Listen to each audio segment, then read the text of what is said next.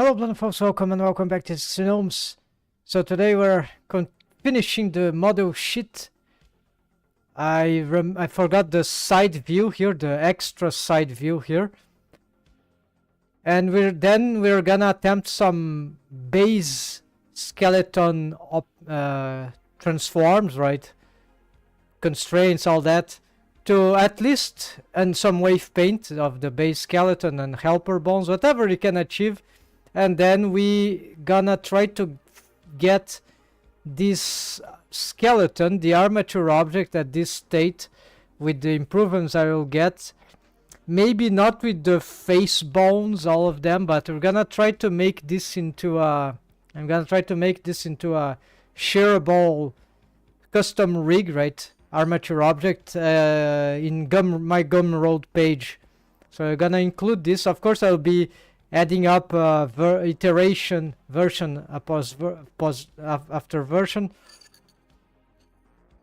So I think this will be good to dynamize this thing, make these things more dynamic for followers, the community. Maybe, yeah, I've been showing this thing for too long, and maybe some would like to use these rigs. Yeah, I'm going to share the custom rig is I want to share it for free, yes. But if I do a rigged model, like original character, that will be for selling. Unless it's a base mesh, then I will put that together with the... So then you can have the direct interaction between the bones, their wave paint and all that. Okay, so now we are gonna address these final retouches of the grease pencil. So it's just... We're gonna make a new one here. We're gonna bring it back. So this actually it's a second. I'm not gonna delete these old ones because they are still useful. But the important one I'll be in need to look at this one, and I'll be in need to look at the front one, the new front one, right? Which will not match with this, but it's okay. We can start to build the side view. Also gonna hide the skeleton here, disable in viewports, better. And we're going to, maybe we don't need this viewport. This will affect how the grease pencil is displayed. Let's bring the control tab 8 for the grease pencil drawing mode, and then we need to check for the side view. I'm gonna get the body side, this one, which is the same color, but we're gonna change this.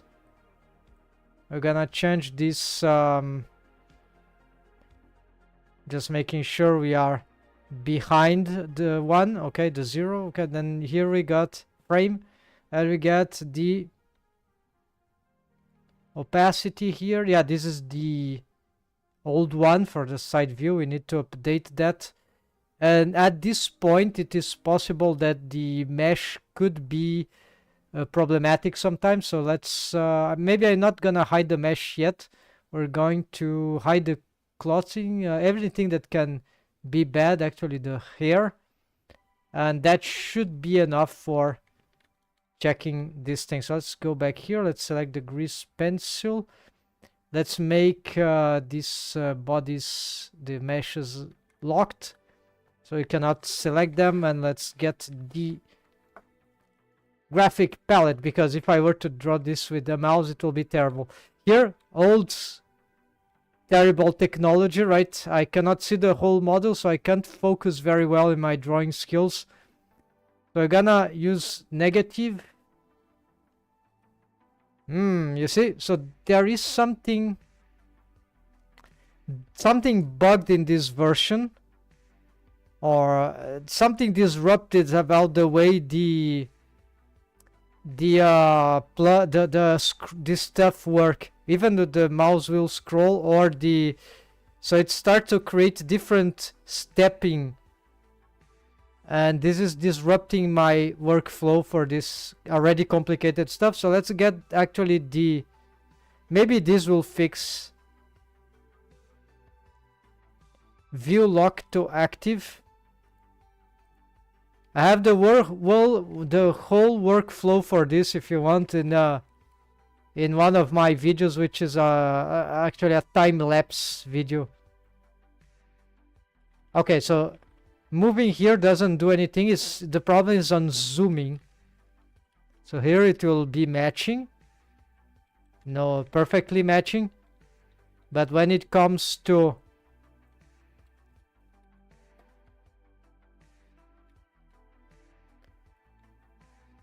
okay, maybe we can make some space here. So let's try now. Scroll down. Let's use the now it seems that it is working. Something about the origin that is locked. Yeah, so okay, so maybe that fixed the problem, but it wasn't like that before.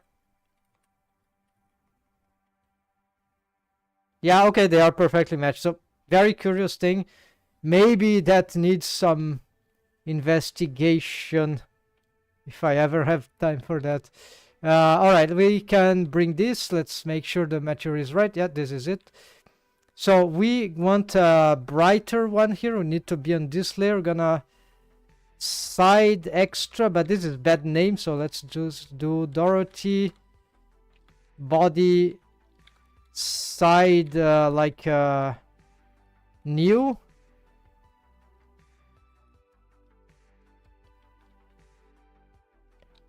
And Dorothy front new. Just yeah, it will. I think it will be sufficient. These names too long maybe are not good, but whatever. Let's go here in the new and let's bring this opacity up. It is already. We can certainly change here this thing. Maybe this will. Yeah, this. No, this is a notation. Wait, this is not an annotation. What's happening here?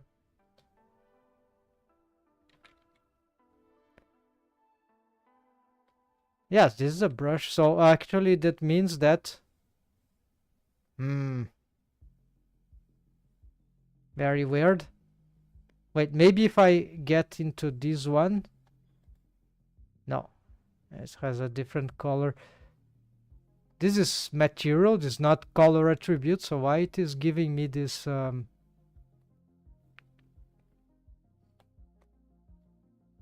okay, here is this color.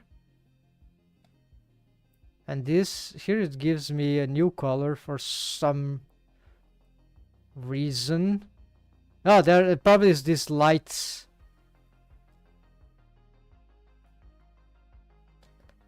No? Mysterious thing. Well, I don't care. I'm gonna... Okay, now we see the same color. So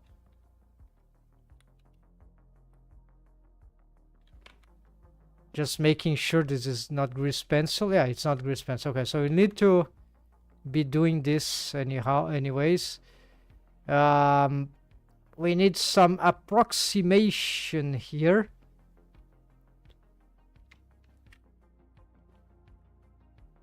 And maybe we can also augment the size at this point.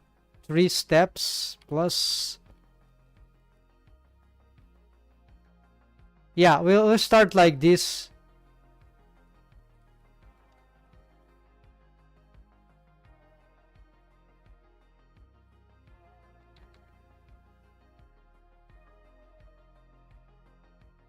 Okay, so I stepped down the... Yeah, the face is more delicate, right? We could already use the reference here of the face because of the mesh, because I've adjusted the mesh, but the best is to use both, right? To try to... If we had the reference... if we had referenced the whole grid thing...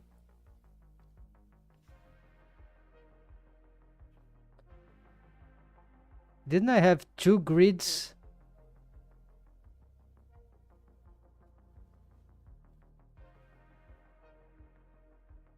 No, I had two materials for the grid, but it's just one layer. Now I just remember. Okay, so except that I don't see the grid now. So this is need to be very patient with this stuff because it is very easy to save. So for the face we can isolate. So I'm gonna zoom in a lot, so that will be much easier, right, to make all these assessments. We can push this to there, and this thing is this it's okay. All right, so here we can already see if this is matching. Yeah, about here, right?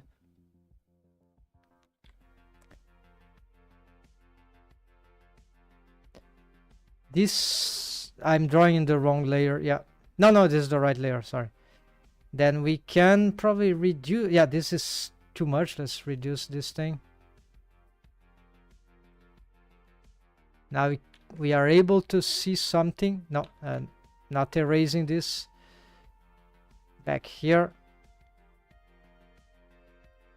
Let's redo this in a better way.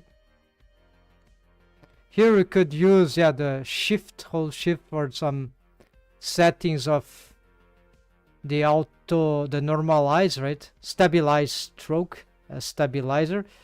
It never accepts the. Okay, it didn't save my presets here. Maybe I'll need to resave the brush asset, but that's fine. Not a problem for now. So yeah, this part I think I haven't changed too much, so there's little to be doing here. I'm gonna just try to find some good balance here of the composition, right, of the proportions, whatever that is good approximation here. Here I don't like how the skull is showing here, but if we do this, also the neck starts to become too elevated on the back, so this always a bit strange in this kind of orthographic view, in my opinion. So I never figure out what I should do. Usually what you have is that really the skull of this character also on purpose a bit exaggerated, but yeah, it looks like that we need to bring this. So maybe we need some rethinking here. It's an area that is not so much played out in the character design anyways, right? So it's not something that matters too much. Also because these characters have lots of hair, so these things seldom will be a problem in story wise, right? It's just perfectionism and trying to find elegant solution to. It's still character designing though. So here you see some lines that we need to find this point here. Yeah, because from this angle it's hard to find where this pointy thing. It is exactly here, somewhere about here. So I need to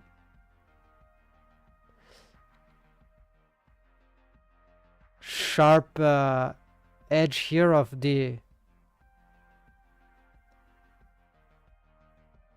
this shape. This will go into the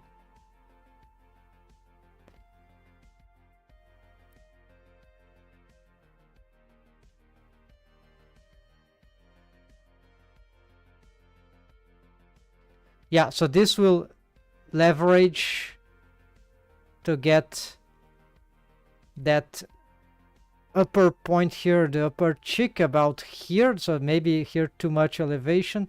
I'll stay blurry because it then we have some variation here. Okay, I see some problems here. We can adjust what seems better. So here we got, again, to be very careful about. We could play some curvatures here, but it's already too hard in 3D. So we're gonna try to ignore, we're gonna make it flat. And if I make up my mind in the future, I can resolve, try to find a better... Here it's very hard to see, but I assume the mouth, the hole is somewhere like here. So these markings are very important. I barely see anything here.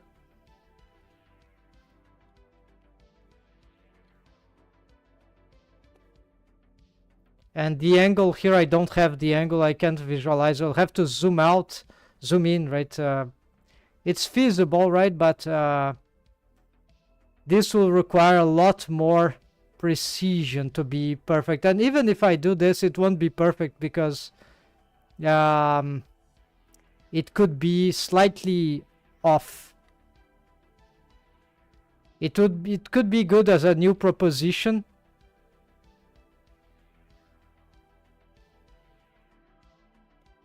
But the purpose of here in this model sheet is not to have exactly the perfect model 2D model sheet with grease pencil. It's not exactly this. I'm trying to have an iteration of a model grease pencil 2D model sheet which can map out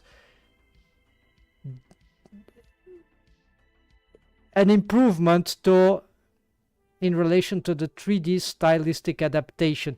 And then as I go for the 3D, because it will never be like the 2D, you need to cheat with some sort of camera keys, automorphs. You can use shape keys or lattices or even bones, but then you rig the camera. It sounds super complicated, but actually it's pretty easy. It's piece of cake with the right conceptualization. This was used in several projects right now, artistic, like the Bell long feature film. I've made a prototype that does that. Some other artists in Blender forum also made, another fellow there showed his own implementation with shape keys. Basically, you make, according to the camera angle, I'm not using this right now. I could, but maybe I don't need it because I'm perfecting that much the character design so it looks as good as possible. The impossible 2D character design will cartoony, right? Animist. It will still be good looking in spite of the variations, right? So it is possible, yes, to get as good as you can by this back and forth 2D 3D language, and even in an impossible character design, I say like that, and it is possible to make it still look good from various angles with the proper developments. Of course, if the cartoon is so crazy that it makes that you're not, so this model sheet is not like I draw the character in 2D exactly. It's already an adaptation, so it's some sort of... Here I have a problem with this curvature. I don't like how this should be sharper like this, but then it's like the upper cheek. Yeah, so yeah, because actually what's happening is maybe I need to bring down the eye a little more. You see that it is here. Maybe I forgot. Let's see. In the mesh, yeah, the eye gets about here, and then we get this line here, this point. It's about, yeah, it is about here. So yeah, something.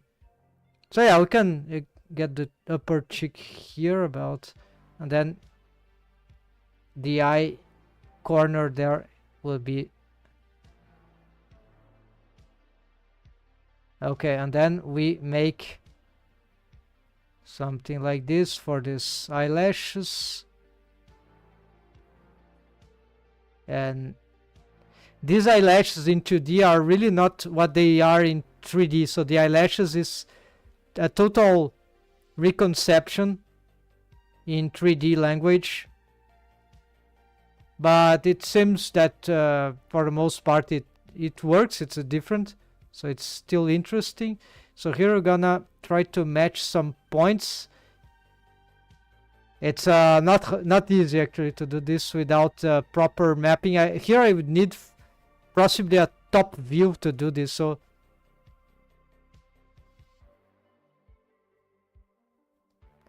because it's not sufficient because of the curvature of the brow on the orbicular, the head, the skull in this place. So it's very hard to get the correct shapes here. In my experience, is never worked. I just don't know how to achieve this. Yeah, the top view, right? But maybe it's not be sufficient because this feature, the eyebrow, might not even show very well in the top view. Yeah, here not even good to look at this right now. Yeah, don't want to ruin my workflow. This part is bad, and again we got wrong presets, but now I know it's the second eraser soft.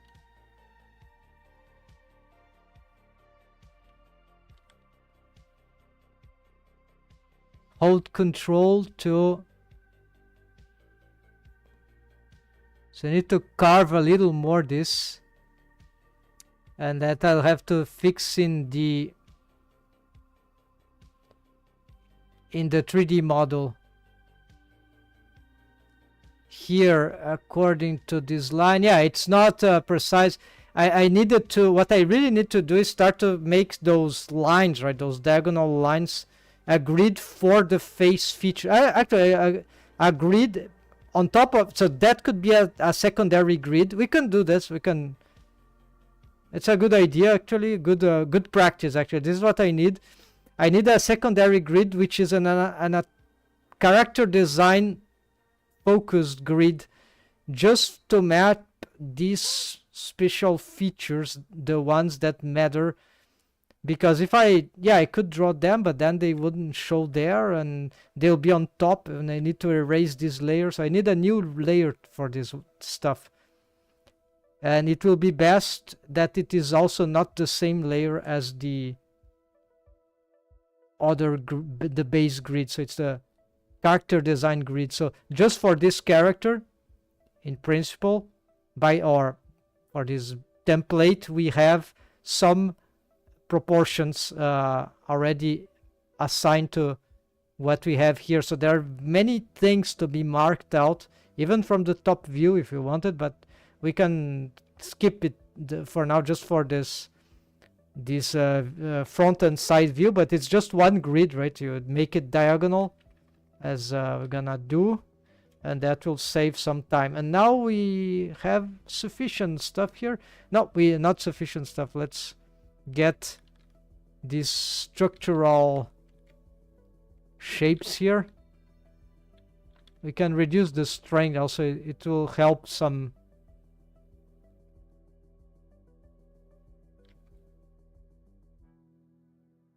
Here it's not clear. Yeah, this is the point there. Let's try to. The position here, it's not clear also. The mesh is not good. We barely see anything in this. Yeah, I don't see where is the. This is old. We have pushed that down, so it's probably about here.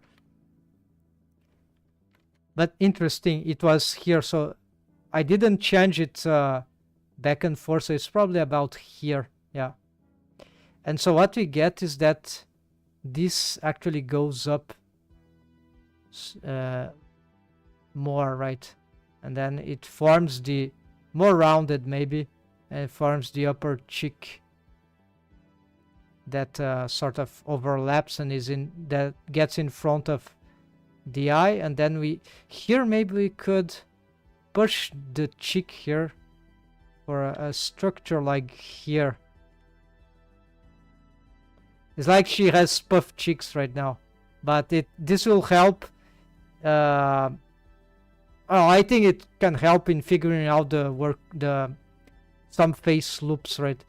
Here, unfortunately, this character, she has these big eyes, so I barely don't have the eyelashes are so big that they barely help me to actually spot the,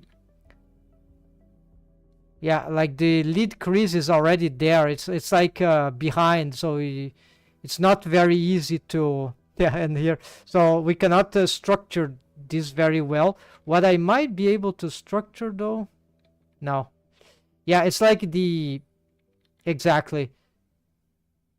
So it's like we have the eyes, the eyeball, let's say, would be structural eyeball is can't be drawn here properly for what we would do in some. There's a technique that you, yeah, I have some character design that I can do that. This one in this I can't. I'll have to draw the character with some. It says she'll have need to be at least something like that, but no, she is totally, the eyelash cover everything, right? And so she's actually, yeah, the character design is like that, right? So but that doesn't mean that actually there couldn't be, yeah, actually maybe I'm wrong. Let's see.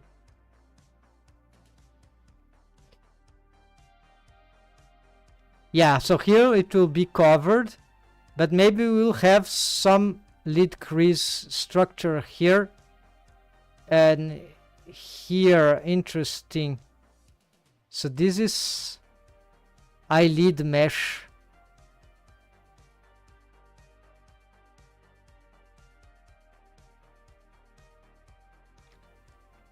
I usually won't draw this, but these features, but in a close-up they could be relevant. So, but the problem is that there's no space for this here. So maximum I can do maybe is just for now, just to signify there is this one here, and this is actually eyelash thing in 2D, but it doesn't matter. Yeah, so here we'll have some.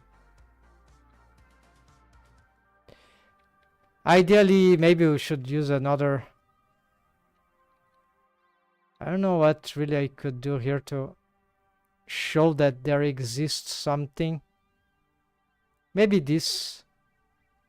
Okay, maybe this can help. And if I simplify this, yeah, let's risk something here. If I simplify all this mess stuff here, maybe I can get the shapes right.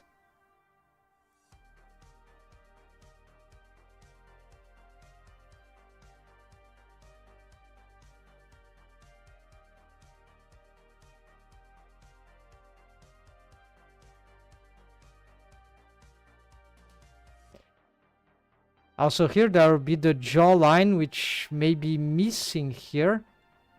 We need, it will be important to have it. This can't bypass here, it will be wrong. So maybe it's a bit exaggerated, maybe it's a bit more to the front, right? And so the jawline can make this curve, yeah. This way, erase.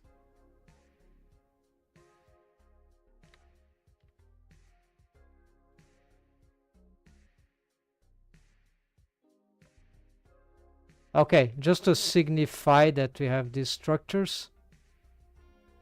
Here, depositioning, some suggestions here that the ear should. I don't like it, but maybe that's what is required for the head to work. Here, I'm gonna try to carve this a little more, at least here, and then we try to do something in the. There's the sternocleidomastoid. Not sure if the angle here is good, but that should be fine.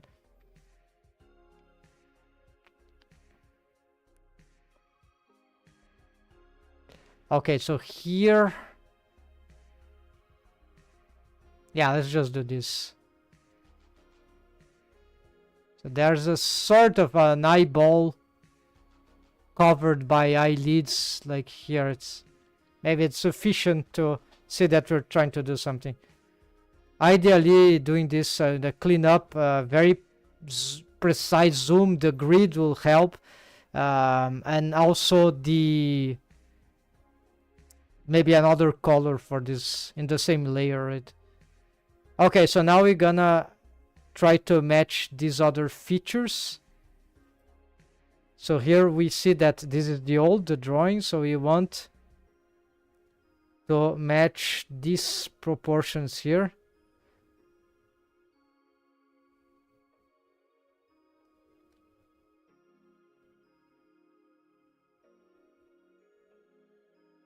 So you can probably already use the what we have here as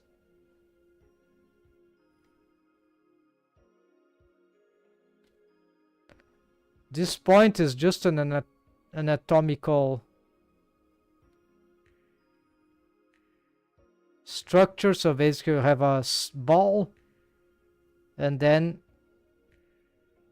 we can have this sort of adaptation of flesh and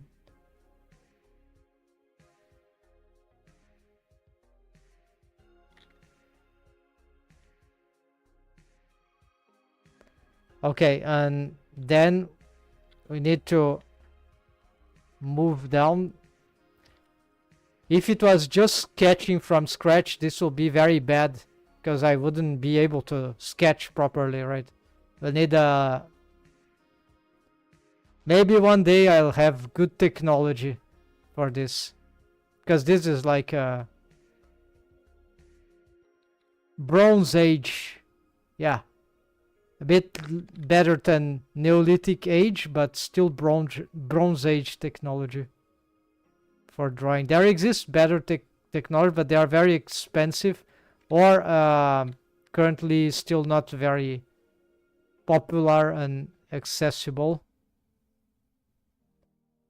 So we're gonna make a structural line here. This point is very important. Somewhere like here. Let's see here. We're gonna push this in the front as it is now. Now we need to find the navel position somewhere. Strangely, didn't seem to have changed in this drawing, but yeah, I've relocated a lot the navel. It's a very important feature, but for this character design in this model sheet thing and adaptation, I'm always changing this navel position. It's like I don't use it. I'm not using it as a reference that is fixed. Actually, I'm just updating it after I do other fixes. So maybe there is a technique that a proportion that, but the problem is that if there exists some proportion for human anatomy, maybe those ideas won't work here, or they would need a very consistent adaptation to this. Otherwise they will be not, they won't spontaneously work out. Okay, let's check here so we can match this well, I hope I can match this. They don't seem to be matching.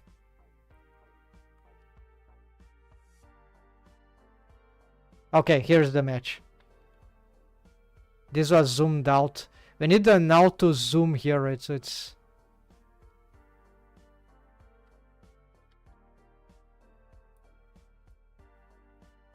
okay, so here we could try. No, you can just pick this. So this is exactly in the line here, which is actually good, right? It's here.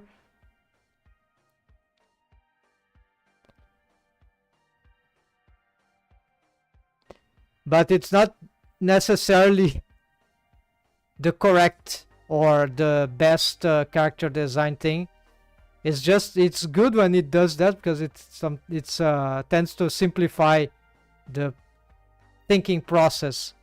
but it's not necessarily trying to force these references. Sometimes is disruptive, so I need to be very careful about trying to conform, right? Now sometimes the character design have its own secrets. You have to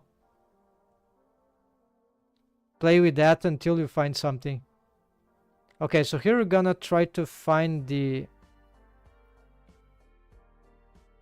some matchings. We're gonna still use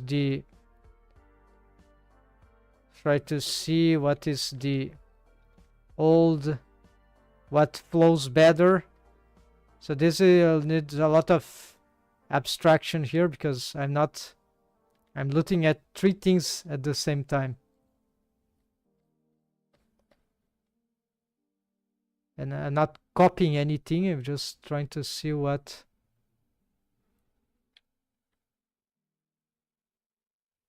So probably here we need, yeah, the belly here, then this one is here, okay, this match.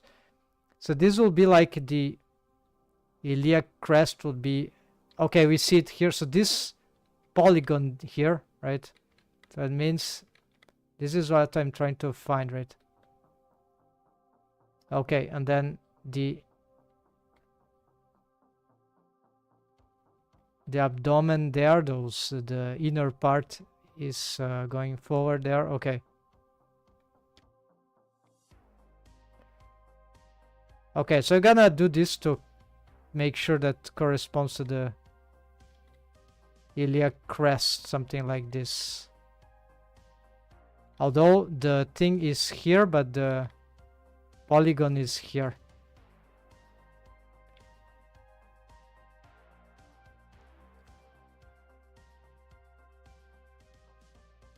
Anything else from this?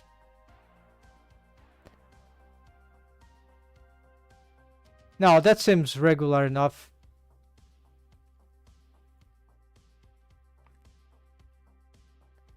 Then we are about to complete 2 steps. Zoom out. And many here that didn't count.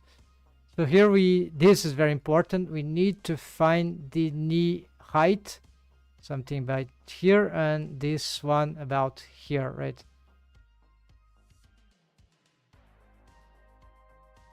Here we gonna...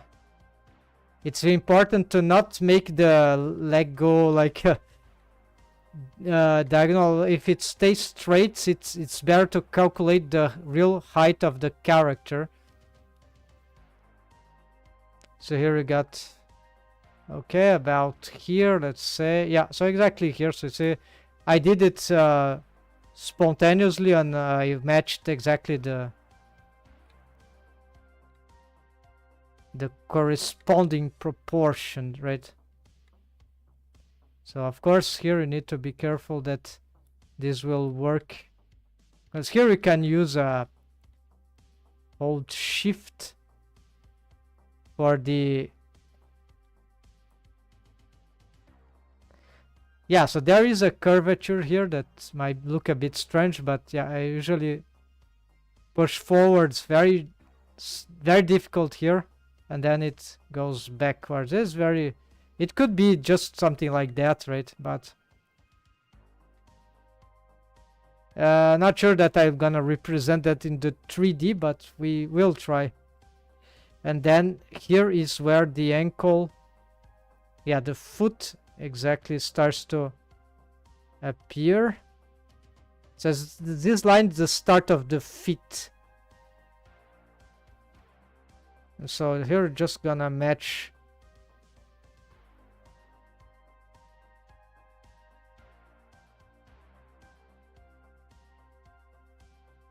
And for the feet, that's all we need, except we also want...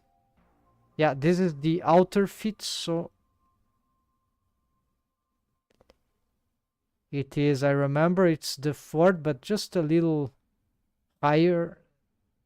So it's, yeah, something about here, and then that should be and the one on the other side will be a bit higher. Something like that, yeah. We're just seeing the outer one here. We have mapped this already, so in more detail, so this is why it's not important.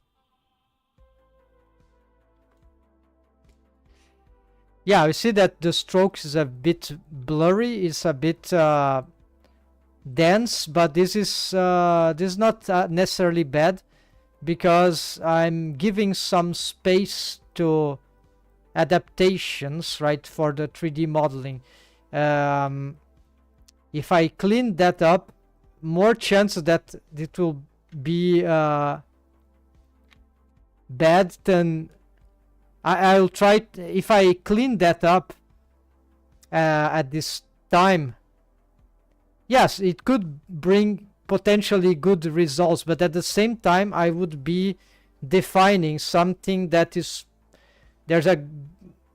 not accurate. So it's like you have accuracy, then you try to be exact, and then you mess everything up. That's while if you just stand with the precision, okay, that amount of precision, I know it's still good. So then you can play. You have more. It's if you know what you're doing, you know this won't. This will still work. Yeah. Okay, so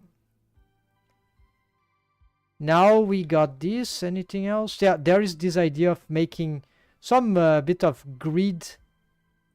So we're gonna call this like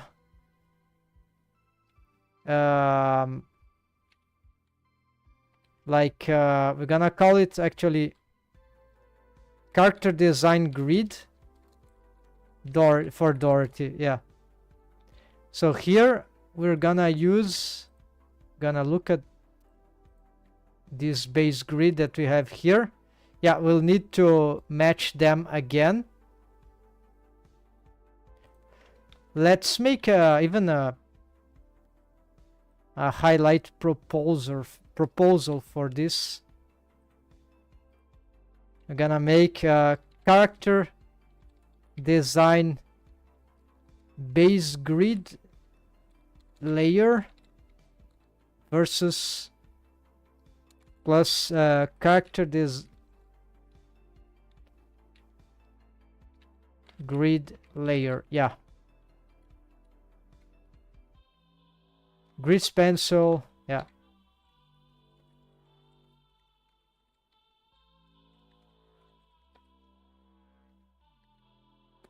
something like that. Okay, so what we have here, folks, is that besides a side view and okay, move it wrongly. Besides a side and a front view and a side view, we also have a top view, not showing here. Anyways, just for the skull, the head, the face, some very hard to top features. So we have a grid here that is actually let's mess up the viewport here. It's a diagonal grid, as you can see here. It's not a excellent technique, but it's good, because then you just have one layer that covers even for the numbers. All right, but the problem with this grid is that this is not a grid that has the minute specific calculations of heights for the current proportions of the character. It's just a heads counting and some relevant just to reinforce the Blender's own grid. But I like to, if we can then, if you do this once, then you can reuse the same grid pencil object on multiple projects. So you can, for example, reuse this layer. And so this was drawn with the not annotation, but grid pencil with this line tool. Then you change the radius But what I'm gonna do now is that I'm gonna do a special grid on this one, and here we're gonna try to, oh, again I got it wrong. Okay, we're gonna start with the face. We're gonna make some grids that are gonna work for both the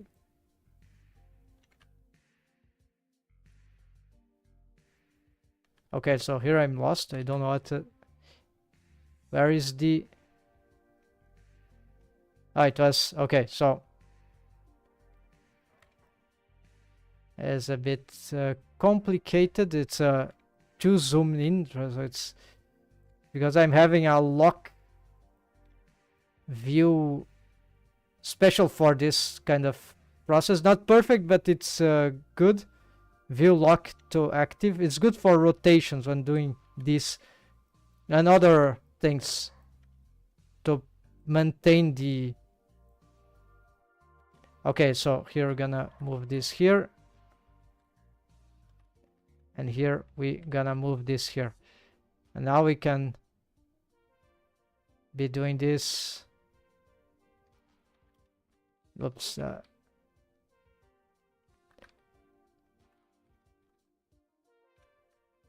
We need more close-up on the face.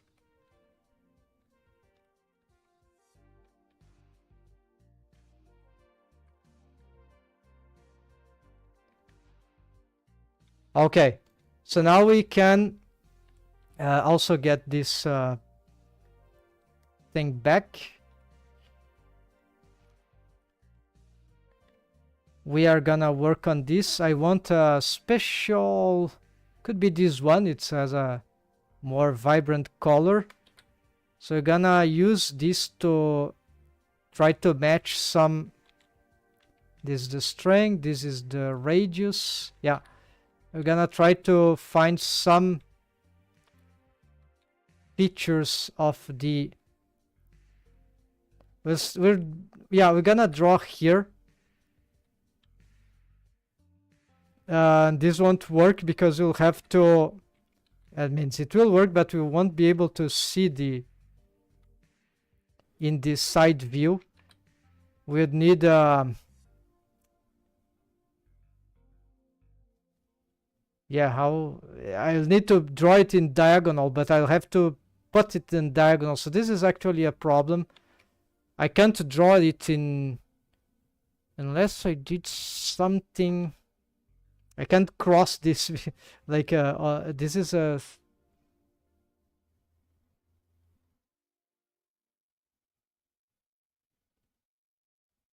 okay, there is a way.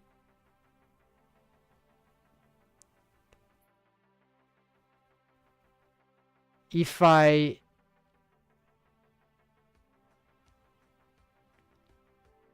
drew that on the other grid, which is already, let's see, let's duplicate this thing. No, it's not working.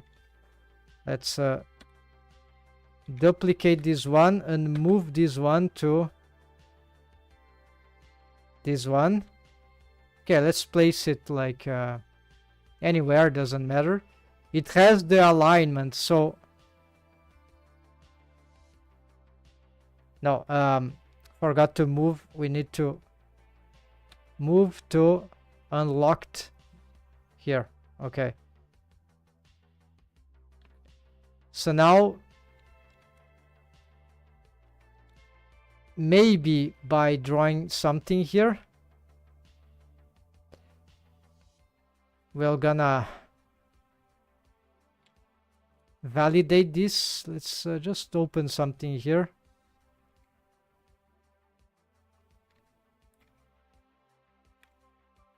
And see what happened to this.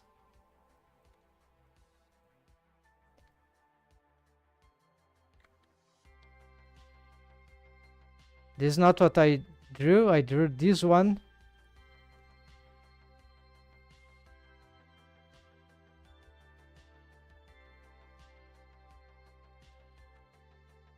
Top view. No, it was not diagonalized. So I don't know how to do it, but we don't care. We're gonna find some way to just draw from one and trying to match, and then we diagonalize, and that will be sufficient. It will not be the ideal thing. Right, you need to do this in a paper. It's okay because you have the model sheet side by side. You just that is why technology is stupid. Like I can't even do something about. Imagine that. That would be great, right? But crazy, right? The computer is too dumb to know what we want. I need to teach it so the developers will need to. And they don't want to do this because, of course, everything is too painful to do. It's like wave pain. It's, I think it's like that, right? Everything is too much cumbersome to do, so they're just focused on need resource also. So no one will gonna. Few ones will work for free, right? So just to please one or another thing. So this is the tragedy, the drama, better than the. So okay, we need to get this thing, and we're gonna break this costume thing because it's different. We want to get because I've drew this one based on this already, like how you say in my place, no olhômetro. That means in the eye meter. That's measurements directly from looking, right? Which is the problem is that this cross everything, so it might not know if it's about the eye or the. We need to take notes on what each of these lines are, or remember very well what we did. Otherwise, this can often get confusing, right? Okay, so we got something about here, I guess. Then we get something about here. Too high, too low, too high. There, this is good. Then we can try to pick this one.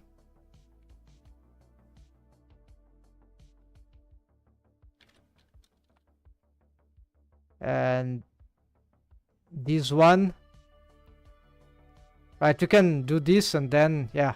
Oh yeah, look, we can.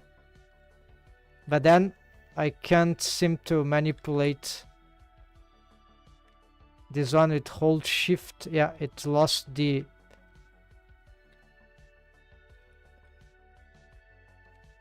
Okay, never mind.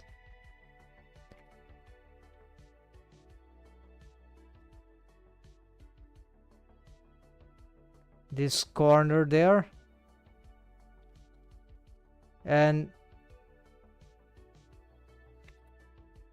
about this corner there. Okay, this one, of course, let's do the big ones. The chin, yeah, the chin, we know it's exactly here or almost there.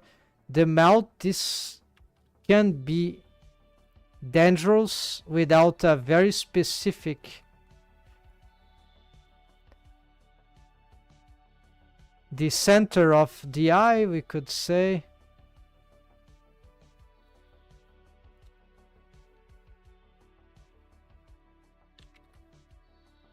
This is somewhat unclear.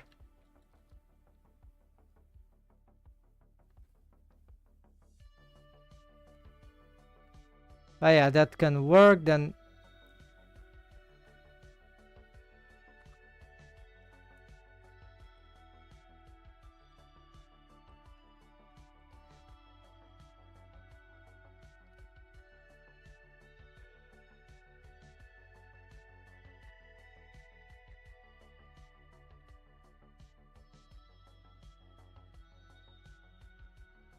I'm not sure if it is there, but might be. So something like here.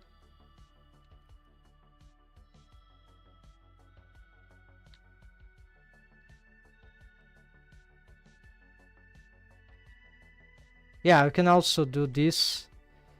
And we could use a symmetrizer for this, a mirror, but no, let's not use this. It could help though. And then we... anything else from here? Yeah, the ears.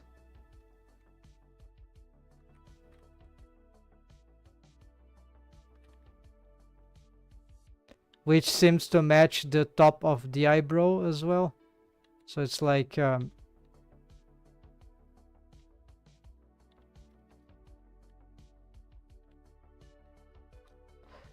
this might... yeah, so you see lots of overlapping stuff. Okay, here I messed up the... oh, there, I can just work from this one, right? So here we can... this will probably fail for the side view and the diagonalize stuff. But we can, if I remember here what we do, we can probably work that. We can also do vertical.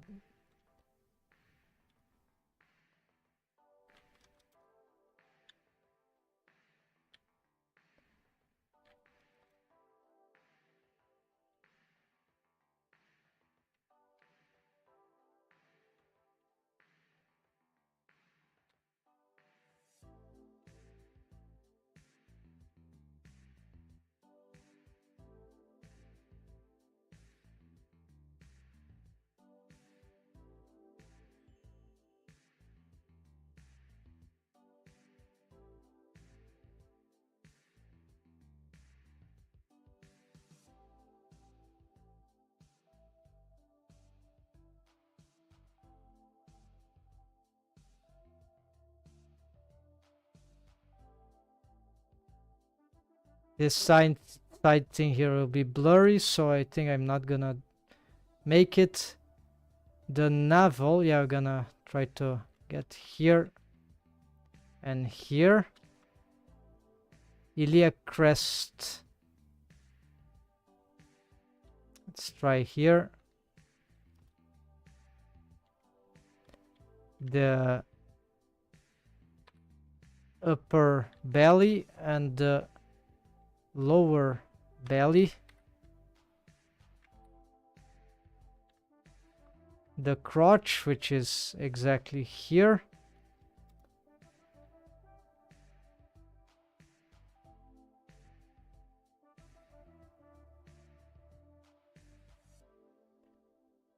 Yeah, some lines here for the size are important, but then we lose the quality of the diagonals. Or what you can do is have this. We can duplicate them also for the side for that's and rotate, yeah. But then it can be very dangerous if they are in the same layers because we can destroy them. So it might still be better to diagonalize. We're gonna make a test. Okay, we could try, but here it's too... it's a bit blurry here, I'm not sure, so we're not gonna... yeah, we could do a big stroke here.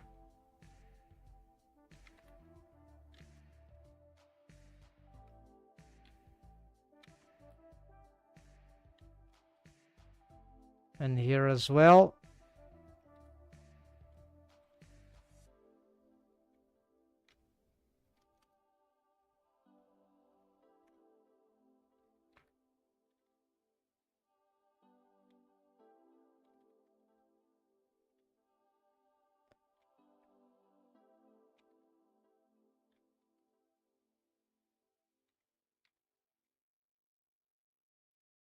This is just...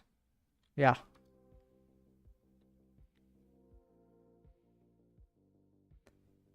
The beginning of the feet. Let's say 1, 2, 3, 4, 5, 6. So exactly here.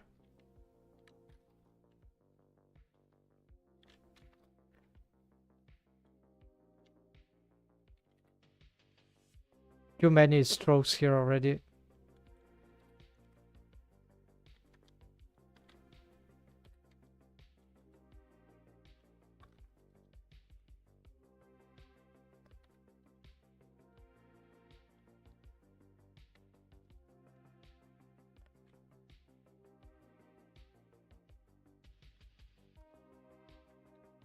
This needs to be a bit more precise.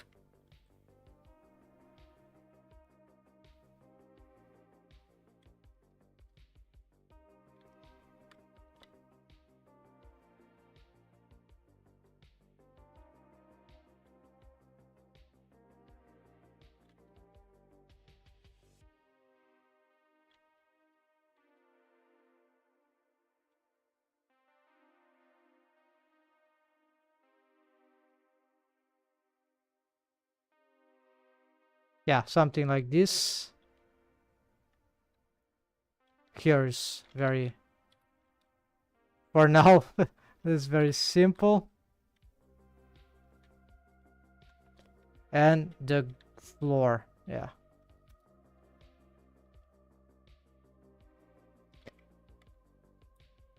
We could give some names, right? So it's good to give names and not mere modify, right? So don't think there's anything that I would like to map. Let's compare now. Yeah, let's get these things and rotate from the top view. Yeah, looks like we are getting bad selections here.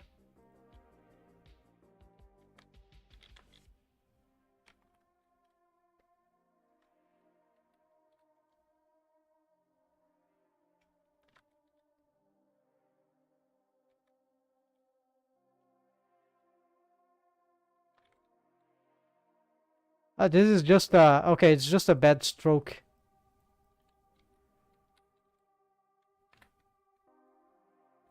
The one that we copied that we don't need at all, so just creating confusion. So what we're gonna do is that if it doesn't work, we're just gonna also we can scale this up. Now let's first rotate 45. No, rotate negative, rotate Z negative 20. Okay, let's use some.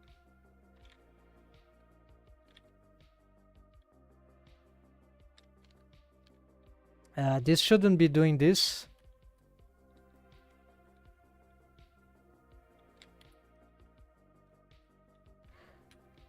Well, maybe it should. I don't know.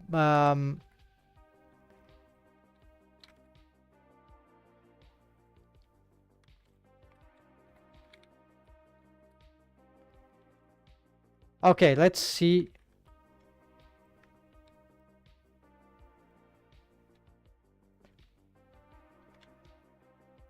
I don't understand why it did that, but from a orthographic top view, right? They seem to be following like a ramp here.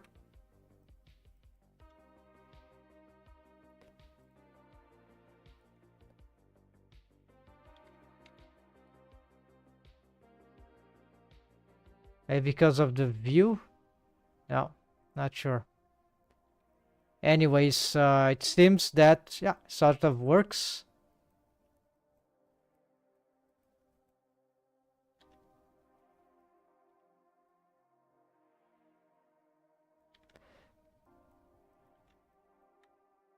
Yeah, so ideally you would like to name those things. And we can actually. So let's try to make some effort in this.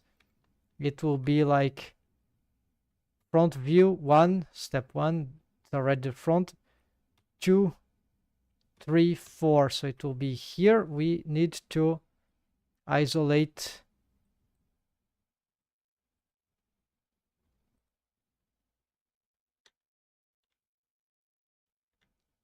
Let's see now if we can remember what we did.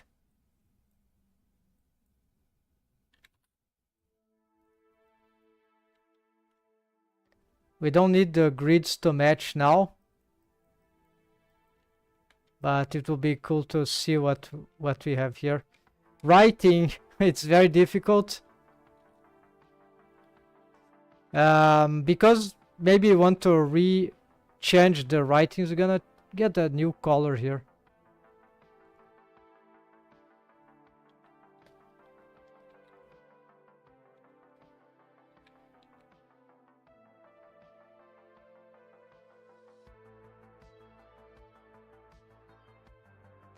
This was based on the front view, right? So I need the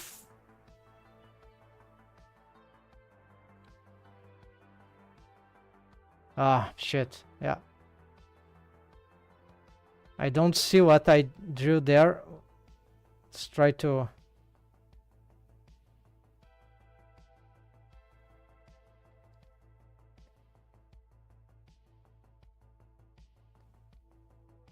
Yeah, there are a lot of annotations here already.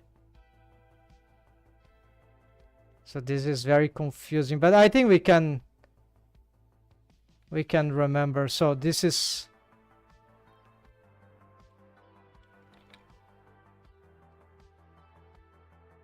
eyebrow out,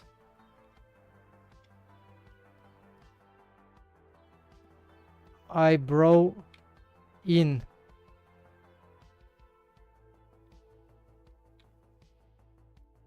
Corner, I don't know which one. Let's try to see. Okay, let's use this. This will be better.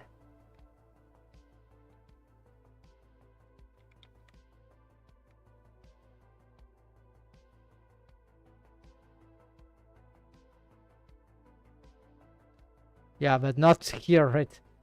Yeah, so it doesn't work.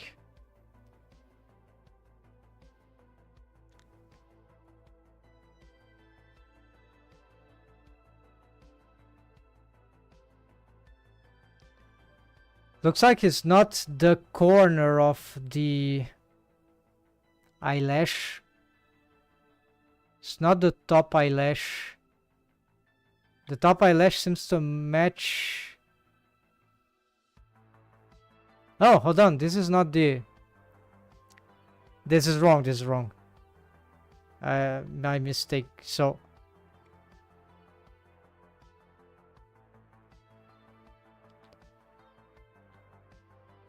No, but it doesn't... Oh, okay, this is the mesh, of course.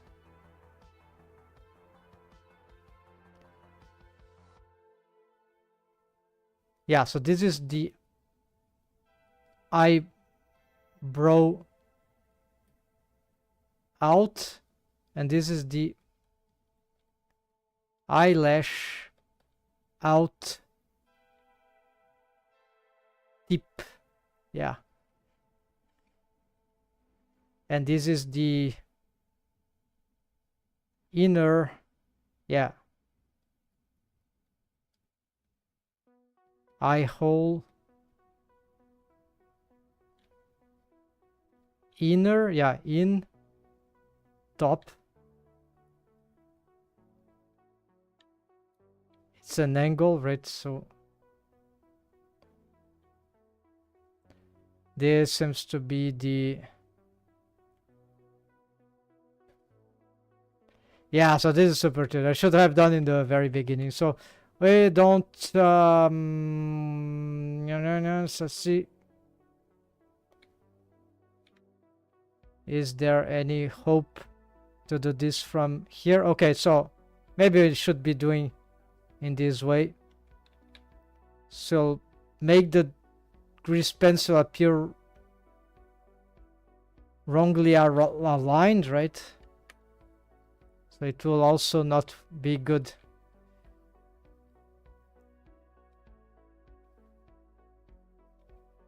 Let's see, we can figure out most of the things, right? Especially when these were localized, right? So the only thing that really I'm curious about is checking the geometry here.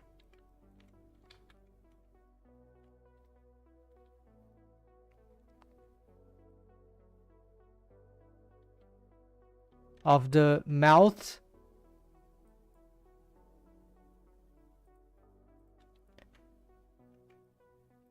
And see, let's also not show this thing anymore. So view lock clear.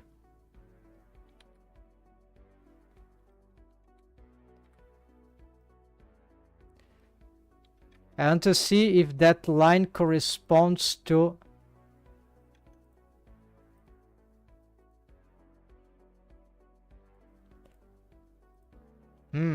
All right.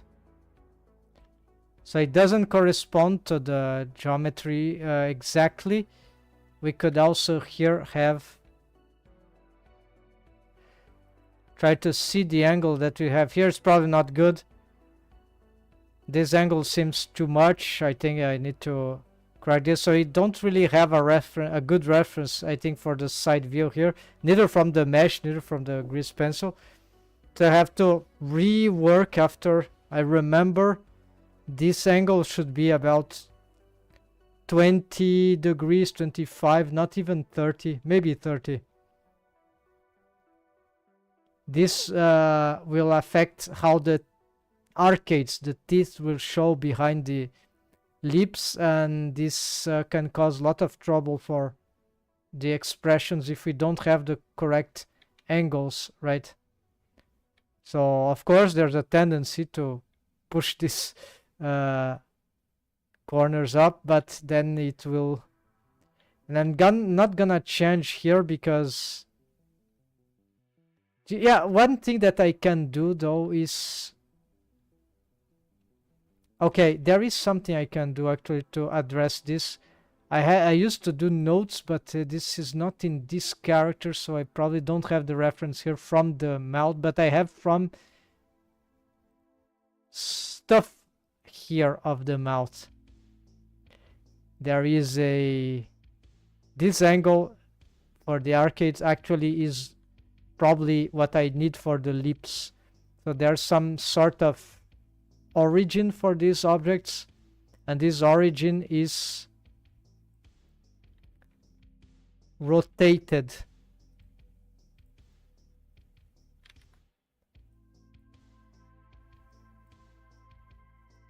And for some reason the origin is not, oh, it is there. Okay, so I'm gonna Control Shift 3.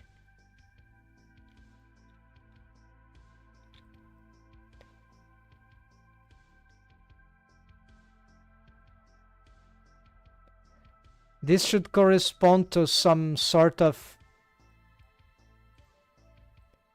we got someone. Welcome, Bruno, Master Fuser, Convoy. Welcome. How you doing, bro? So here we got this thing which is in radians. The formula to convert, visually speaking, this totally looks like 30 degrees, right? Well, we could try to cheat here.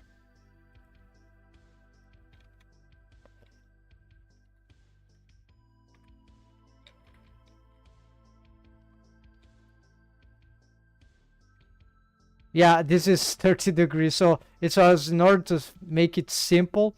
So yes, so this is tudo certo, legal, legal. Como vão os projetos? Ou o projeto? É, os projetos, melhor dizendo.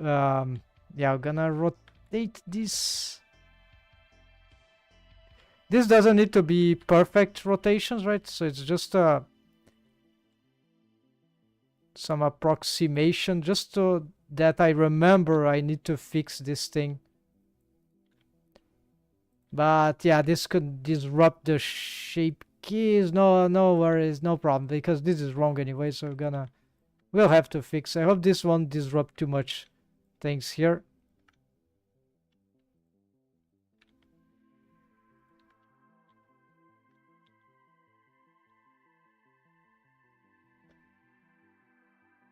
Yeah, I have good angle.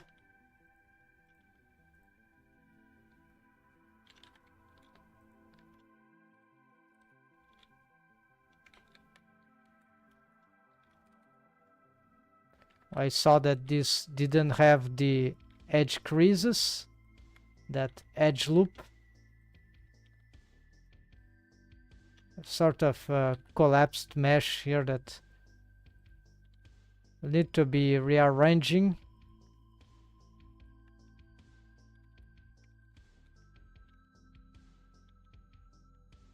Okay, this is not the time to be rearranging everything here to perfection. It's just that now I have this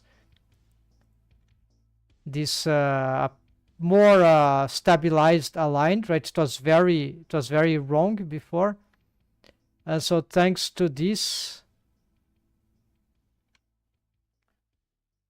yeah, I'm using my finger to measure this as a ruler, but yeah, here and here, yeah, exactly, that seems good enough. Yeah, this means that now we can try to redraw that particular grease pencil layer.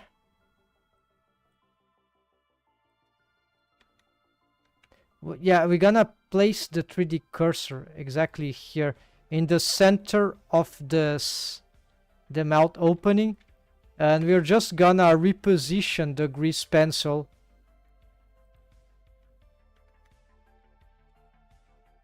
Yeah, this one. Yeah, it still has this view lock here.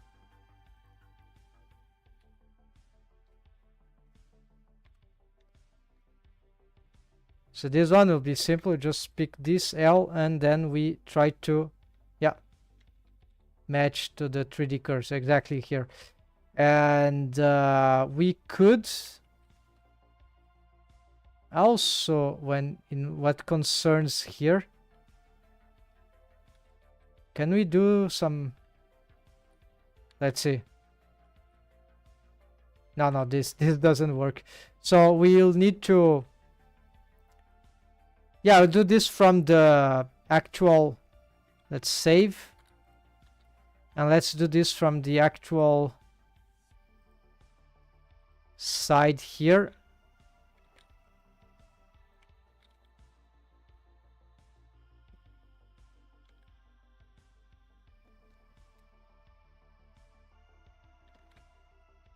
Let's get this material, which is this one.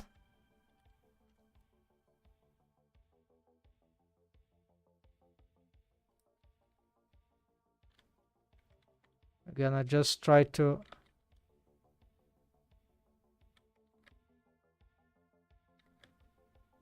get this alignment, and yeah, to I don't think this angle is correct, but it should be less, but this could work for this character. My later assessments on similar characters were that 30 degrees were too much already, and so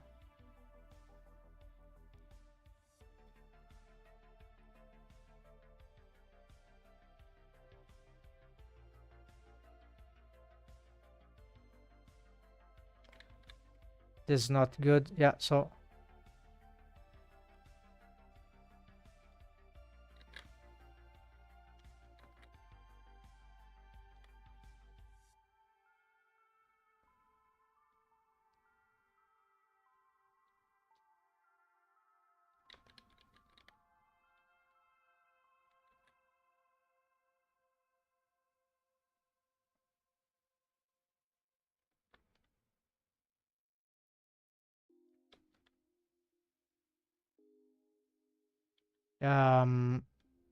a bit badly positioned this thing.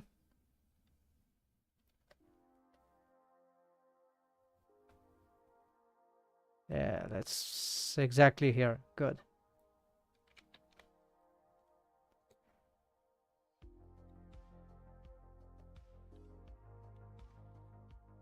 So it's good to have values for calculated refs. And finally we achieved this side view and all these things here. So now we sorry, let's read the chat. Estou em foco no de sempre NPR anime. Good. Yeah, let me. I need to check your channel and your server in the Discord for the updates. Estava aqui pensando o que fazer para ser mais rápido na produção do projeto. Good point. What techniques are you employing for the NPR compositing rendering? What are you? Yeah, you're using EV, I guess, right? What is your approach to the NPR? because good rendering is a way to also to never finish a project. Everything is has its own trap apparently in the CG art. So what is your approach in the rendering? Yeah, well, exactly. So here we're gonna go back to the... Oh yeah, gotta check here. Look, the cleanup that we're gonna make here. Ultimate rigged model template model sheet corrections. Yeah, forever. But now we got... So append this is... Got this done already offline. So fixed grease pencil materials cleaned up. Yeah. Refined and take notes of ideal grease pencil visual solution while editing rigged model. Nah, this is... Blender's getting better at this as well. And I have this in my mind also. Solve elongated shins, its proportion problem. Yeah, we already got notes of... This is how typos. Okay, we solve heighten slightly crotch. Yeah, this is very hard. We finally got it. Should be heightened attach, but compare multiple character designs. Okay, this I need to remember that the another character had supposedly a good height for the crotch, but yeah, we'll have to put her in synchrony with Dorothy to see if... But now Dorothy has been updated, so probably I'll have to end up updating the other, which might have an older model sheet based proportions. That this is the rigged model template. So if I get this girl right character, then all the others can grow from this correctly. And so recover face, top view, head face we did. Not recover, remade, right? So then model sheet, yeah, this, what's this? Recover, make, yes, this hands we did. For the top view, yeah, you have a top view for the hands as well now. So it will be this.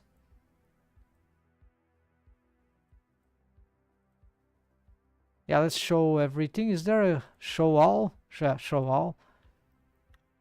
Okay, so this I essentially matched the model because it was... The arms were something that barely changed, right?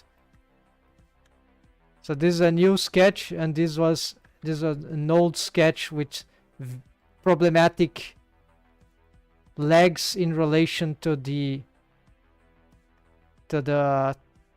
lower torso.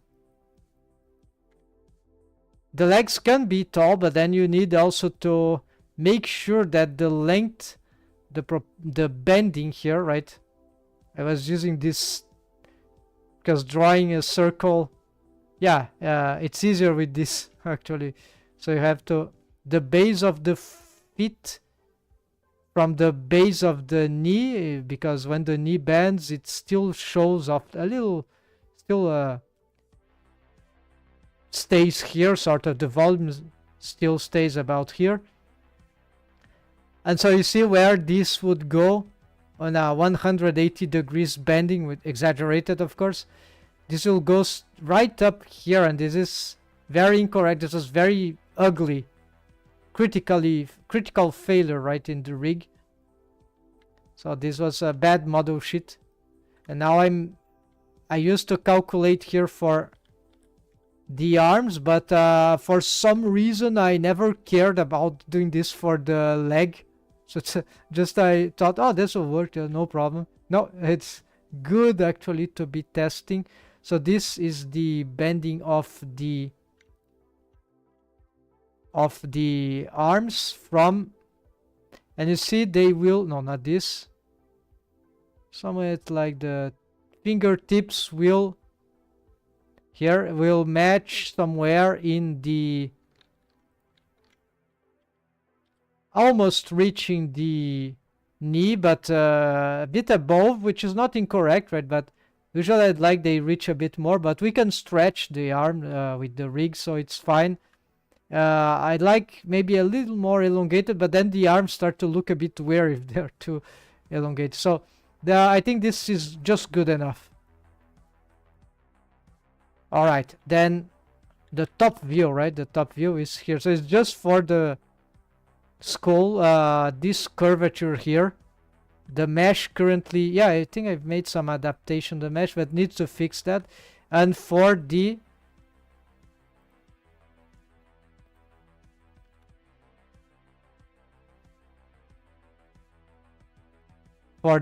muzzle, right? So here you say is matching, but the curvature here is not following correctly. It's deepening, right? It's not good, so it needs to be readjusted. It is going in the wrong. Yeah. So big, and this I don't. What is this? This is the, yeah. This is the thigh. Yeah. Yeah, it's those vertices here. Okay, of course, this is not with the subdivision, so this is another thing to take into account. Subdivision surface modified. So, yeah, so this is why I draw this, so the certs have this curvature corrected. It's very easy when, on this character design, when I do, it's very easy to get the wrong shape here. Yeah, so it might look good in most cases, but then when you look from the top or some things, you get very disrupted angular thing. All right, so this is why it's good to have the top view, even if it's just for these features. And now we can go back here and let's continue cleaning this up. Let's get not get overdosed layers. Let's just take what matters, like this. And what are these notes here?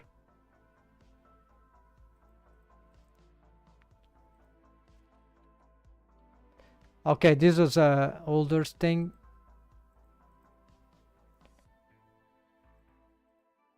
Maybe these grids also will be useful.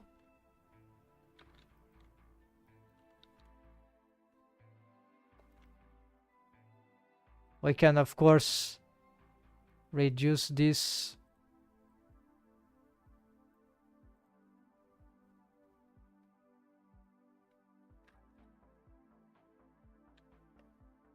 Now we don't need the clothing.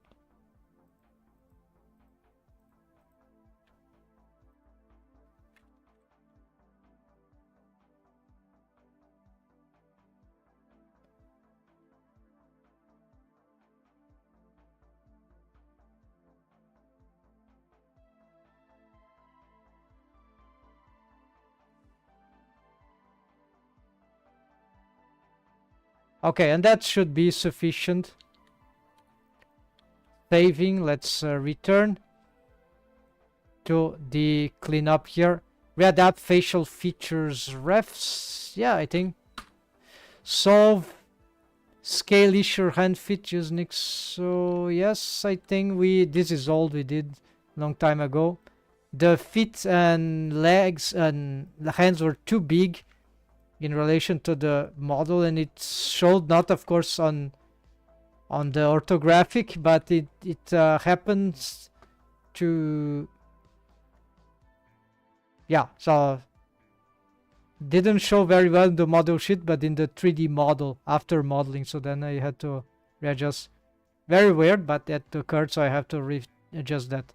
I need still to map the proportion of this character's hand to the face. I never needed to do this in my regular drawing practice, nor for the feet. I just drew and they look good.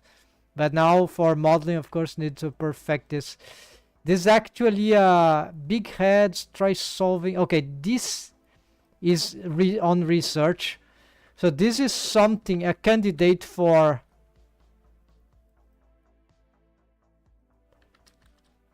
Yeah, so this is candidate for because this might be impossible character design to solve with these adaptations. My point here was maybe I should shrink the head in relation to the counting. Very dangerous, because if I change the head scale just a little in relation to the body, immediately the proportions might break everywhere. Well, for this relationship, right? And then so this for camera keys automorph technique. Yeah, so this is a candidate for that because there are some angles that various angles, usually from below, on top and back, some kind of views are ugly in my perception, and they are the only way I see solving them would be to, yeah, like the head, exactly as written, might be too big. Of course, this relates also to the camera type angle, right? This the lens of the camera. So we could play with this. Yeah, good to note here.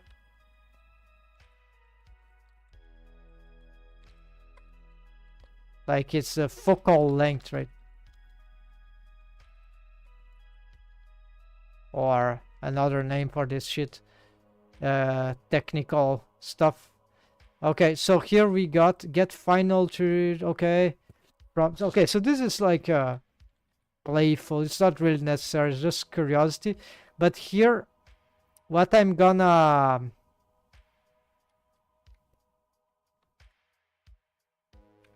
I could think like this, because like these comments would mean that maybe we can skip this. Yeah, it could be good. Skippable, right?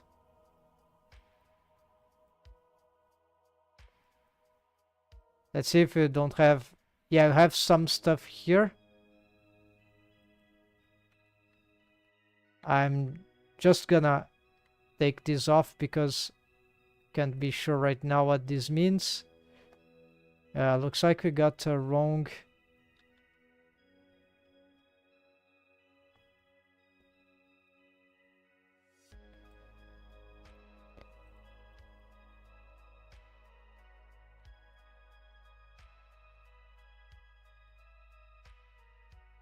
There's an apostrophe somewhere.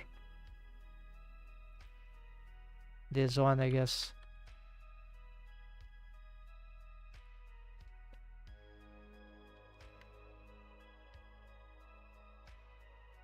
Check belly pinching comparison, skinning systems, separated, masked, perhaps body parts. I'm just checking these things now. They're cleaning up this stuff, and then we gonna place some annotations from this. No, there are too many things here on this commentary to still take a while. Let's not do this. So let's instead just yeah, ignore this thing. So things to do but not important, right? So the thing that I need here, the only comment that works here, final note. So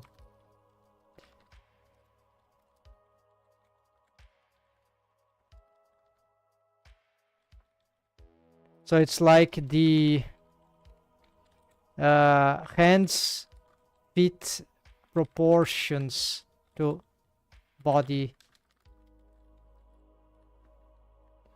It's like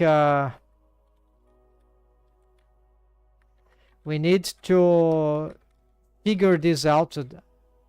I'll need to find what really works. So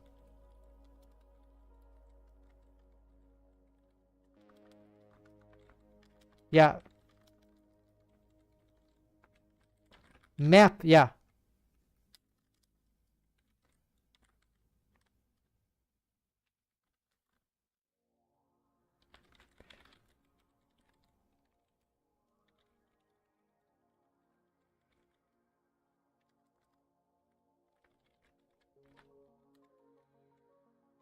Okay, so yeah, usually we can map we draw the hand in front of the face. In this case, we could just pose the hand and try to, so this is something, I'm not gonna do this because it might be wrong here anyways. And right now it looks good, and that's what's matter.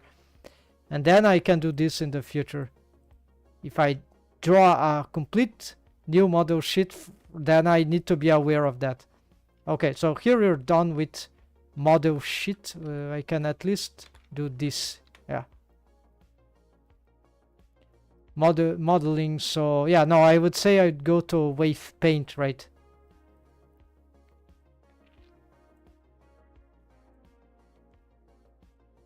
Now that we've got this, yeah, let's take get out of this mode and let's find some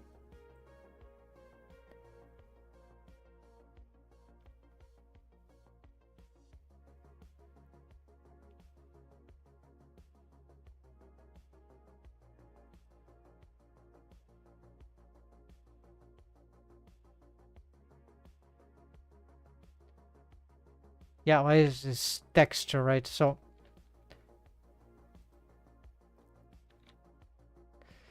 we could fix some terrible effects here, right?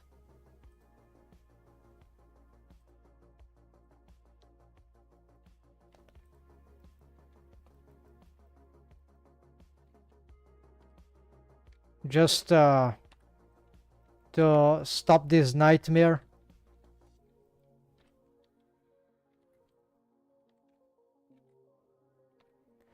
But unfortunately, these chants here, they... why not have another subdivision here for this piece? Probably I'll need to reset everything. Maybe this is a skin tight cloth now, but it has these features, right? So it will be better. Yeah, and the geometry is different anyways, the topology. So it doesn't worth recreating this from scratch. Maybe some parts of it and then reconnect it, but no, too laborious. Let's try to make it work in this way.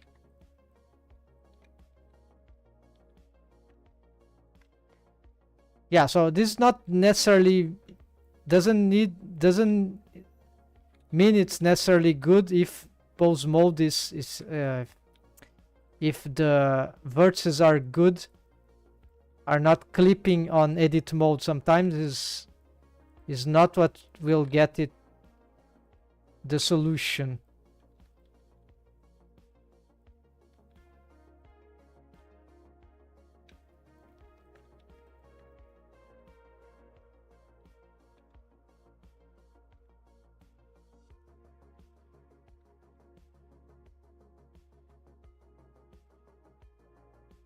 Yeah, this face here, right? Probably need... I think I have a better solution here. Maybe I should copy this. There is... yeah, it's the same thing, but it is... there may be another... yeah, another subdivision. Let's try that. So like this one. We are going to Shift B, I think. No, Control B. Bevel this.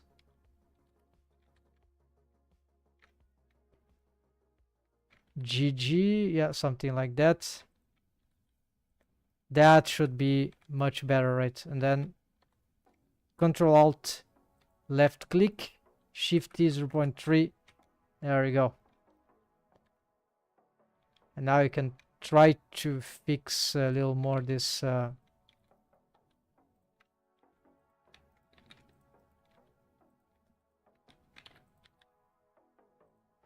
we could also use the snapping here, but it's a bit dangerous.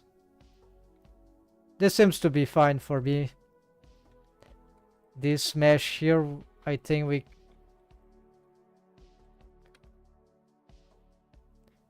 okay, all this thing is using some edge creases from the body. We don't want that. We're gonna make this just 0, 1.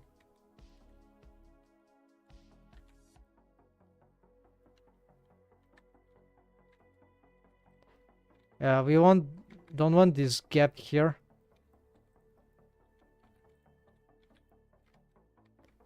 This is happening because I've changed the body mesh geometry.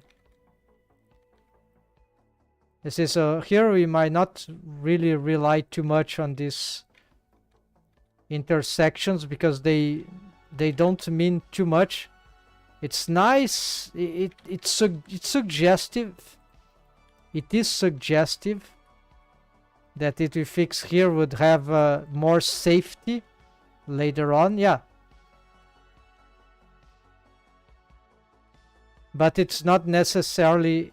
Sometimes fixing this will just cause problems, bulgings, unnecessary bulgings, and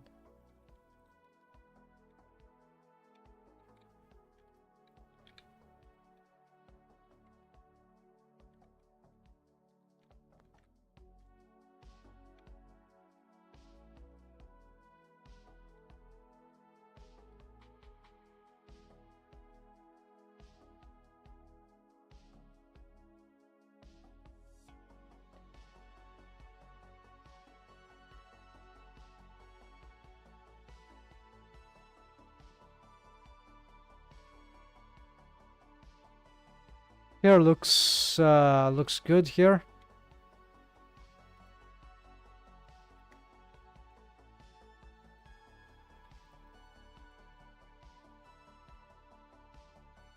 And here it doesn't need to be doing that. It can just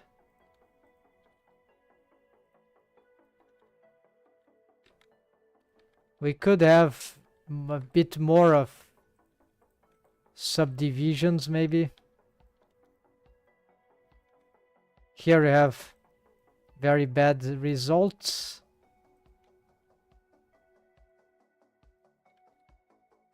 Here looks like we could have something, but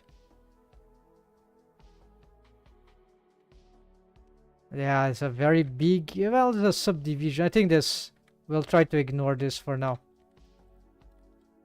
GY.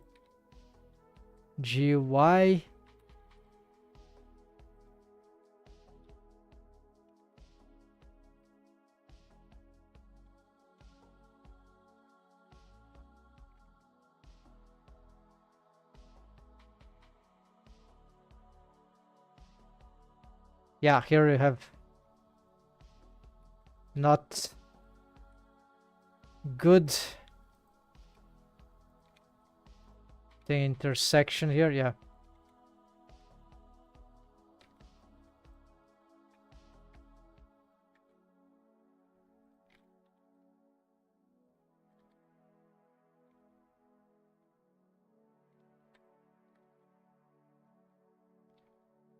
Yeah, this is happening. It's very risky here, actually. Probably it will be good to make a... So I think this could be safe. Maybe. J. Shift 01. And there it is. Yeah. And then we do some wave transfer here. Well, it will be useless, almost useless, because it's broken from the body. We need to solve the waves of the body first in order to have this correct.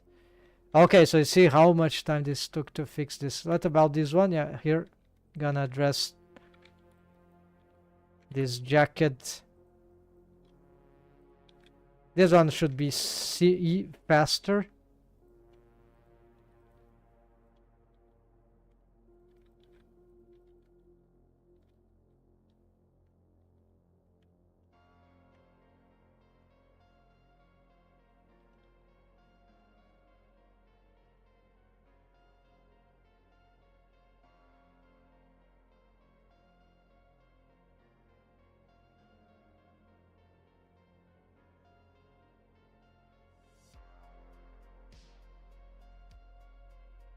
Okay, that's good enough.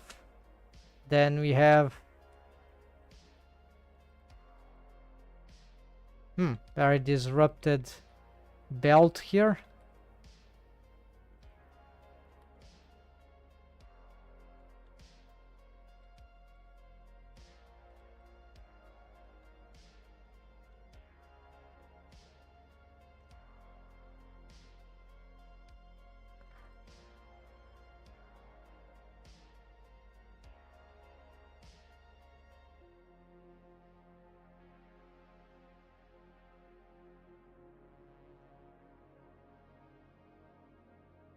This belt was never finished in terms of rigging. I needed to figure out for its own character design how to improve some of the. You see, there are two strips, right? And I just needed to perfect some of its elements and realize how I could make it more interesting. Maybe they are, yeah, it's not necessarily bad that they are aligned, but making them maybe a bit more unaligned would be good. So if we have some problems here.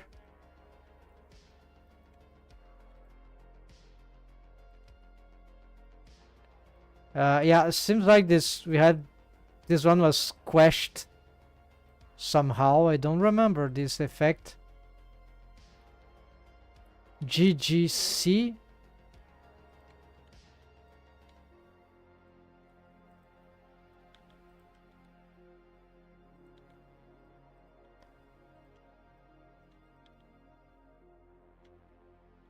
I've been talking about I've been involved lately in addressing some investigating possibilities of something that is called ephemeral rigging. It's a concept.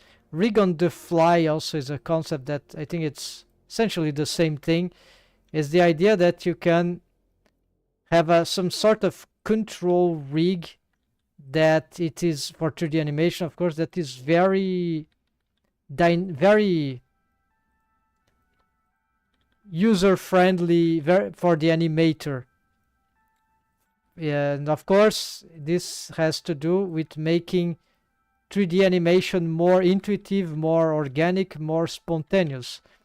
And people that are... There are a lot of approaches to rigs, even myself, right? I've been trying to do ephemeral rigging on my own custom rigs, but in Blender. But the problem is that Blender is not so good for ephemeral rigging with its vanilla features. Even with add-ons and extension, it's not sufficient. It's actually... But you know what? I've been even checking now. My research suggests now that it would be possible in the current state of Blender, maybe even this Blender 4.5, right, LTS, it will be possible to make an add-on, for example, that could expand what I really wanted it to expand the functionalities of, for example, auto key option into, which already does ephemeral rigging. No one talks about this, but yeah, rig on the fly add-on, which is free, it does, I would say, it does ephemeral rigging as well, but the process is different. It's very weird, but it works. It gets the job done somehow. It generates, degenerates, and regenerates control rigs on top of a basic deformed skeleton. And so there are operators in a tab here in the panels for this add-on rig on the fly, and that will they were inspired by some crazy animator who also was trying to foster these ideas for rigging, but I think it was not for Blender. I'm not sure now, but yeah, so it was an animator, and he has a lot of insights for 3D animation. This is good. So they inspired some other artists and developers and riggers and animators, right? And so these guys made rig on the fly. But the problem, I have tried to use it. It's difficult. Like many add-ons, it's difficult to get used to it. And for me, that was more familiar with rigging, making my own skeletons. I didn't like too much the workflow of first. They also used the concept of auto key switch, which is fine because everyone uses it apparently. Well, everyone, no, not everyone. Unreal, for example, doesn't. Yeah, it still does this somehow, but its node system is based on not changing the exact as rig on the fly does, changing the control rigs. Is a very interesting strategy currently. Maybe it's the only strategy currently in Blender that can work to improve. I doubt, but there's a possibility that that will be the only approach that has current potential for expansion in the current Blender state. But so the rig on the fly, I have it here, don't I? Rig on, yeah, it's a add-on too. So you need to first, in the beginning, I didn't have the concepts and I didn't understand why this absolute need that almost absolute that the skeleton needs just to be a plain skeleton for the form rig. But as I started to watch, I've even posted in the Blender community something about that. Yeah, I've shared that video, right?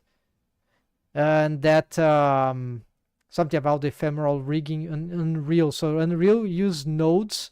It's but they are not rigging nodes. They are nor animation nodes. They are called control rig nodes, but they don't differently from rig on the fly. See, we have features, right? I have a lot of features here. Aim features, very interesting.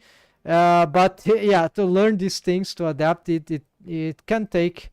It's a bit complicated, and in my perception, this it can be improved. I suggested to them, but they're gonna look into that.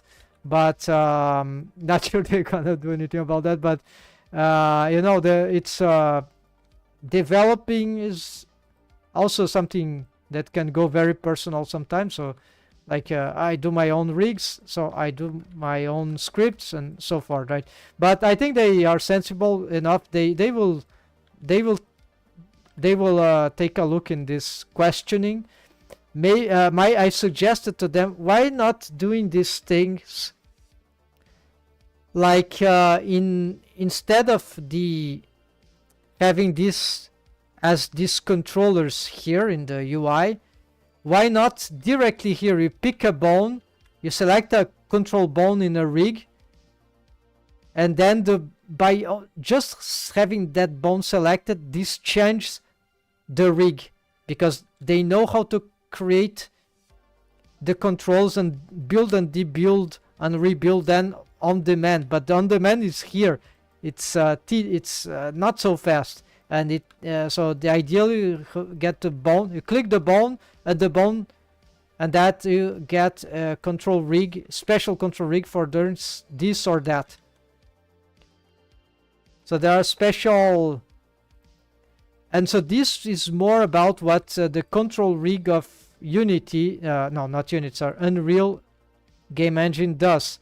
So it's like in Blender that would be more like tools and options, pose modes or posing tools and options rig, nodes, for the control rig, of course. And so this will change. They change the way the control rig behaves. It doesn't change the control rig, but it changed because that's why it's tools and options it's like the 3D cursor, is like the transform orientation, is like the snapping options, is like, including the snapping option, like proportional. There are many of them. Yes, it's all these things, transform pivot points. So all these are ephemeral rigging features if they existed all in pose mode, right? This one doesn't exist in pose mode. So all these are ephemeral rigging features. And auto IQ option is also the same thing. It changes how the control rig behaves. Mirror thing also is that, like and this is what Unreal Engine, but Unreal, what it has control rig nodes, so the user, the rigger can, or the animator, can customize the presets, customize what each control bone in the rig can behave, how it can behave according to the node. So it's rig units, I think, something like that. Rig units, rig nodes, control units, not sure, I think rig units, whatever. But it's called the control rig node system. So in Blender we could call control rig node system. Doesn't exist as anything that I've checked, but in Blender this will be the equivalent of this thing, basically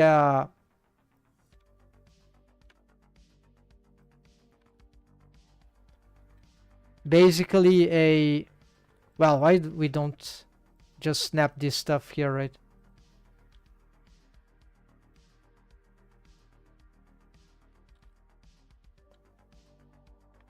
Yeah, didn't work very well. We need to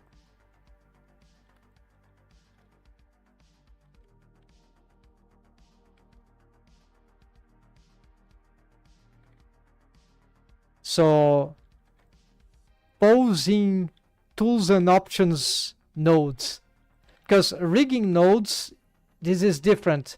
Rigging nodes will be more like for making skeletons with bone constraints, or just right, but animation nodes is something that I'm not sure what this would mean. So rigging nodes is for making the skeletons and this kind of stuff.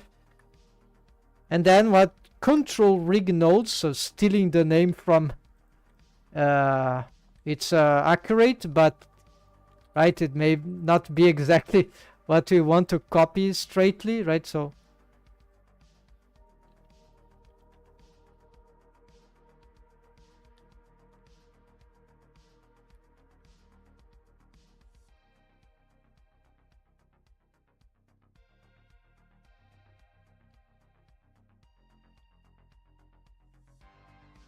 yeah, there's actually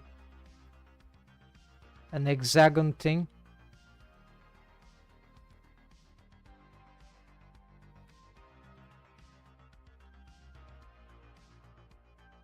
Okay, whatever. We have some fixes here for this double belt thing, and then we have the shorts. Let's try to, yeah, very messed up.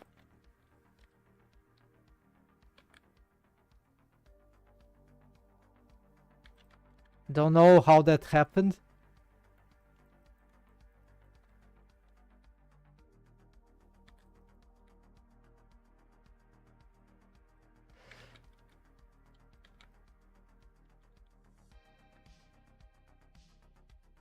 Some terrible clipping.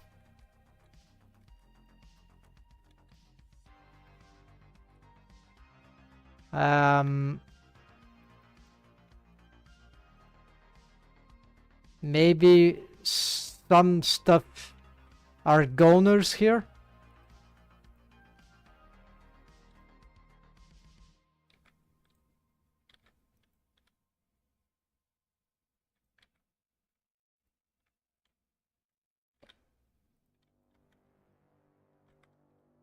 Yeah, so lately then I have been doing this research and conversations, right? And I'm starting to think that I can myself try to, there already a rigger somewhere who made an add-on, but he didn't made it even sellable. He stopped the development, he was busy. Unfortunately, he maybe was going to propose it to implement it in Blender, vanilla Blender, but they usually don't pay the outsiders, right? So it's very frustrating. Even if they have great ideas, there is this backside of the community, right? in some sense, right? It's not just a few ones which will really be benefit from the... Yeah, the resources are limited, of course. So, of course, we're still in unjust society, world, right? Society where it is not possible to... Yeah, how they say, there is... how to say, absence, not enough, scarcity, right? Scarcity of resource, right?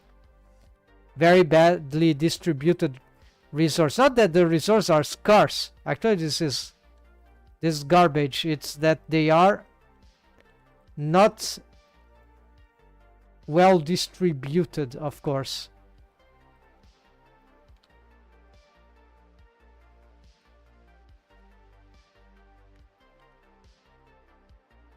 So one question for the community, right, is how Blender, like by inertia, does its job of redistributing wealth, right? 3D software and all the events of the community, the knowledge involved, right? It's very good, but what can it do more to like connect people and all that, right?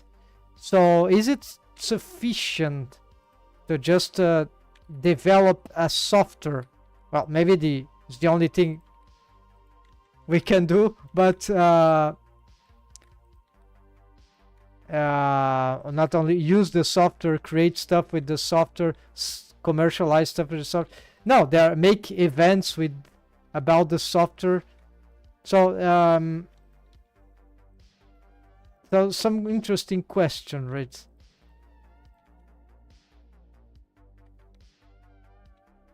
Okay, so this is very disrupted, probably also because of the rig, right? So it's okay that the deforms here are very bad. So okay, we at least fixed the base mesh, right? Of some assets here.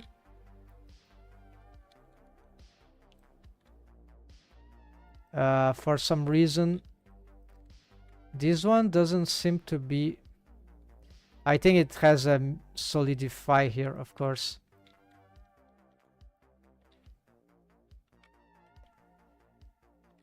Yeah, we need to be fixing a lot of stuff here.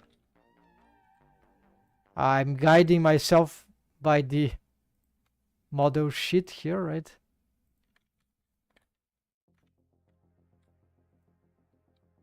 So I'm trying to use a stupid so far it just taught me, I was just able to learn certain tricks with it, not really build anything of interest, of particular interest, because I'm not a programmer, but it at least helped me to understand if it didn't bring me wrong concepts and wrong contextual information, because that can happen. I'm trying to build my own, the stuff that I want to do, that I want Blender to be able to do in pose mode. I'm not gonna make a rigging nodes, right? This not a this a control rig nodes. I can't do that. I could try, but no, it's too complicated. What I'm trying to do is, okay, what if myself, with the aid of this stupid system, could, which at least free, well, it steals information from everyone, right? But let's say it's free, some sort of co-pilot thing. But okay, there is a shape key here.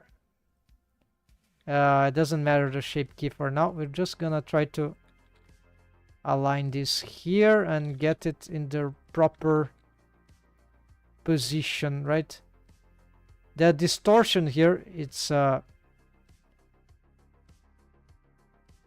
Okay, the shape key is meant to correct these boots when we have a high heel ankles.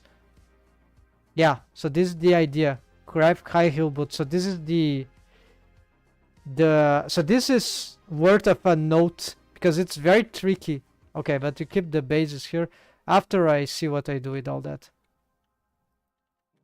Okay, the important we need to solve this bones, which are the lots of things, right? So okay, the clothing, this costume set, I think it's cleared out. Some other part of this is based on the material, the skin material. So now we gonna address, yeah, let's fix some these artifacts here that are happening, because actually they are happening because of some stretch to bone constraints which are broken. So this is very important. Now we're gonna look for the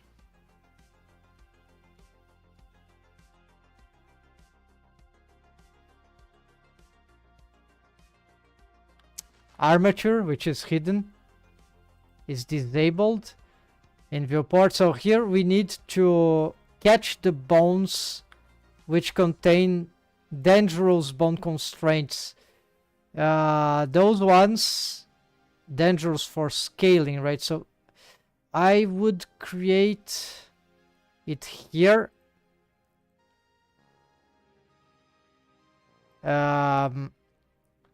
Dangerous bones. Yeah. Dangerous bone constraints. Yeah. Dangerous, no, dangerous. So we are gonna... Okay, the control rig don't have any of this. So this is thing about... I think there is not something that allows us to select bone by bone constraint, right?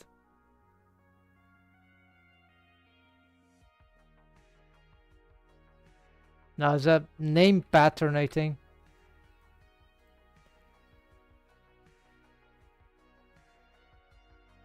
Okay, so we'll have to find them, but I know where they are. If not all, there are not too many actually. In the face there might be many, but we'll ignore the face for now. Yeah, deformed bones in principle. Mechanism bones for the face. We're gonna ignore the face. Gonna look for the mechanism bone. Yeah, there are a lot of mechanisms here. They are broken. We're gonna... Here there aren't. Here possibly. Yeah, this also. I have to do this manually, right? So first let's start with the first ones. Reset. Reset. Reset. So this seems fine, but we're gonna resymmetrize them just in case. This also... Okay, reset. Reset. Reset. And reset. Pick all these ones and symmetrize. Okay. We're gonna... Do these one have some stretch too? This one has stretch too. Why is that? Well, doesn't... Oh yeah, this one also have, but this one seems to be fine. Okay, so let's make another highlight here for nerds. Rigging nerds.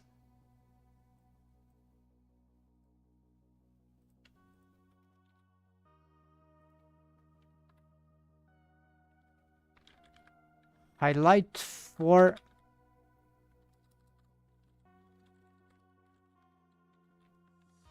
It's like a special bone collection for dangerous bones.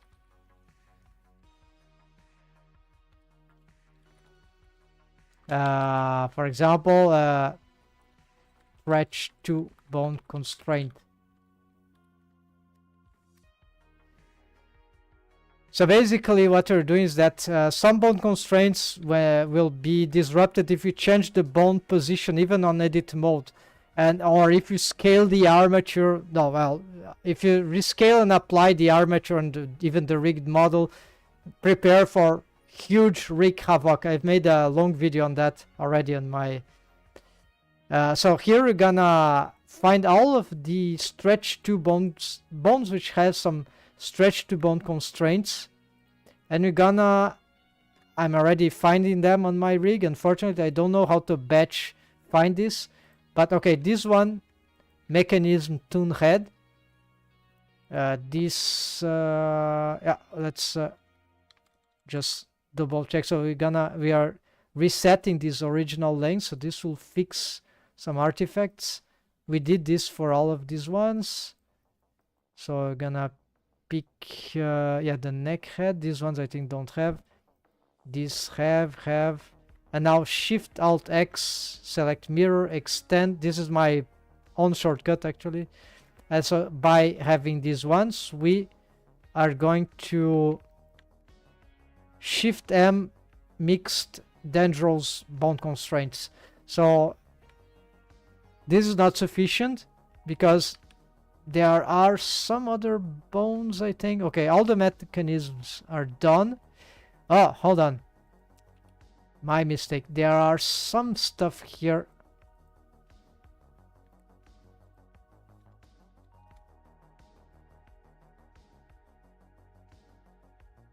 These two have stretch to. Oh, these also have, but these are rest unchanged. Okay, it's usually not these ones which are affected, right? It's more the limb stuff and helper bones also sometimes. Yeah, okay, let's bring them to the dendrils. And no stretch too. Okay, what is this? Mechanism tongue base. Okay, so all the mechanisms, I think they are done. Now we need to find the deformation. All deformation. Yeah, the fan bones don't have. These are bendy bones, but they don't have stretch bone constraint because they are parent to the mechanism bones. So they stretched based on the mechanism bones, which interesting, right? Different approach. So no stretch to bone constraints here. And anything that could have some stretch to that I'm forgetting? No, I think maybe that's all. Yeah, there's for the face, of course. The deform rig of the face. These are auto IK. They don't have no IK bone constraint. They don't have.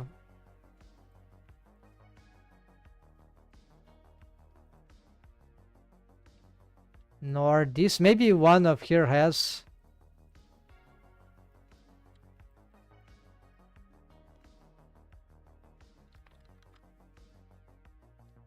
I think just these ones, right? So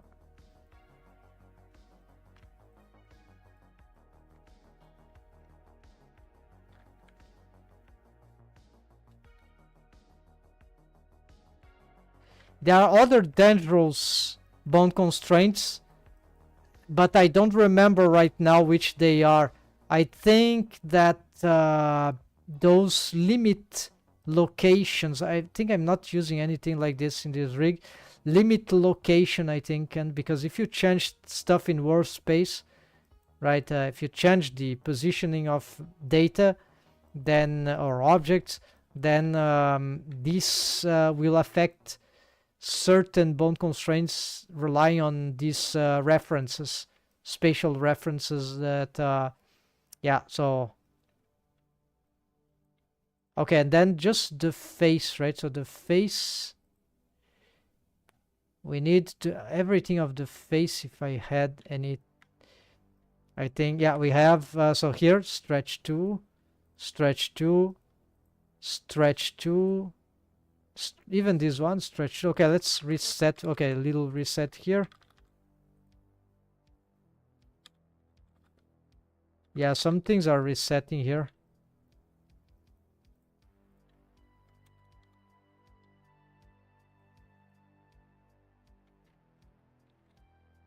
I'm not even sure if those things are...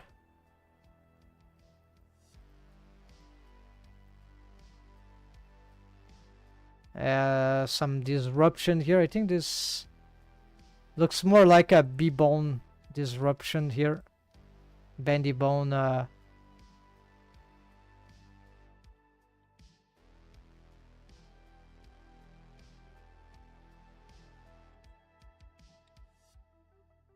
no, it's just how it is.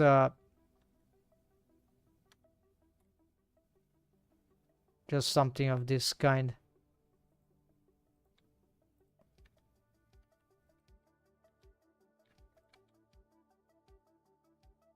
Okay, reset from here. Now it's a key. Okay, so I'm gonna dump this thing. Maybe, yeah, I have to revise. I haven't dumped them already for the leads. It's very sad because I did a lot of research on this, and in the end my conclusion is that no, it almost good, but it's too... There are many things that mess up that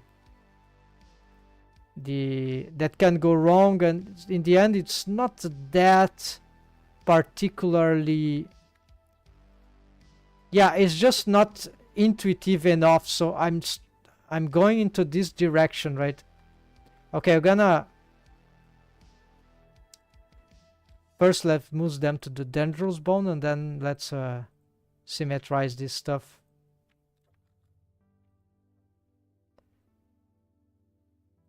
I think I forget this one. Yeah, so it's the couple.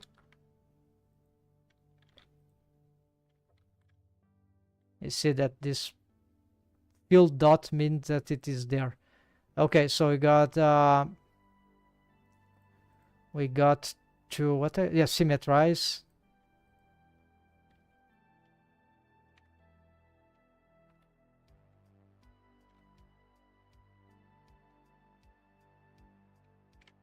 And then let's see this one. I key.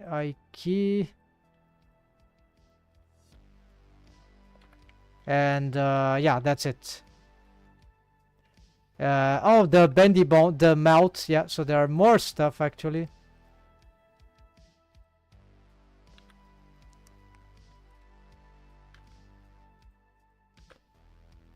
Here, yeah, so here is this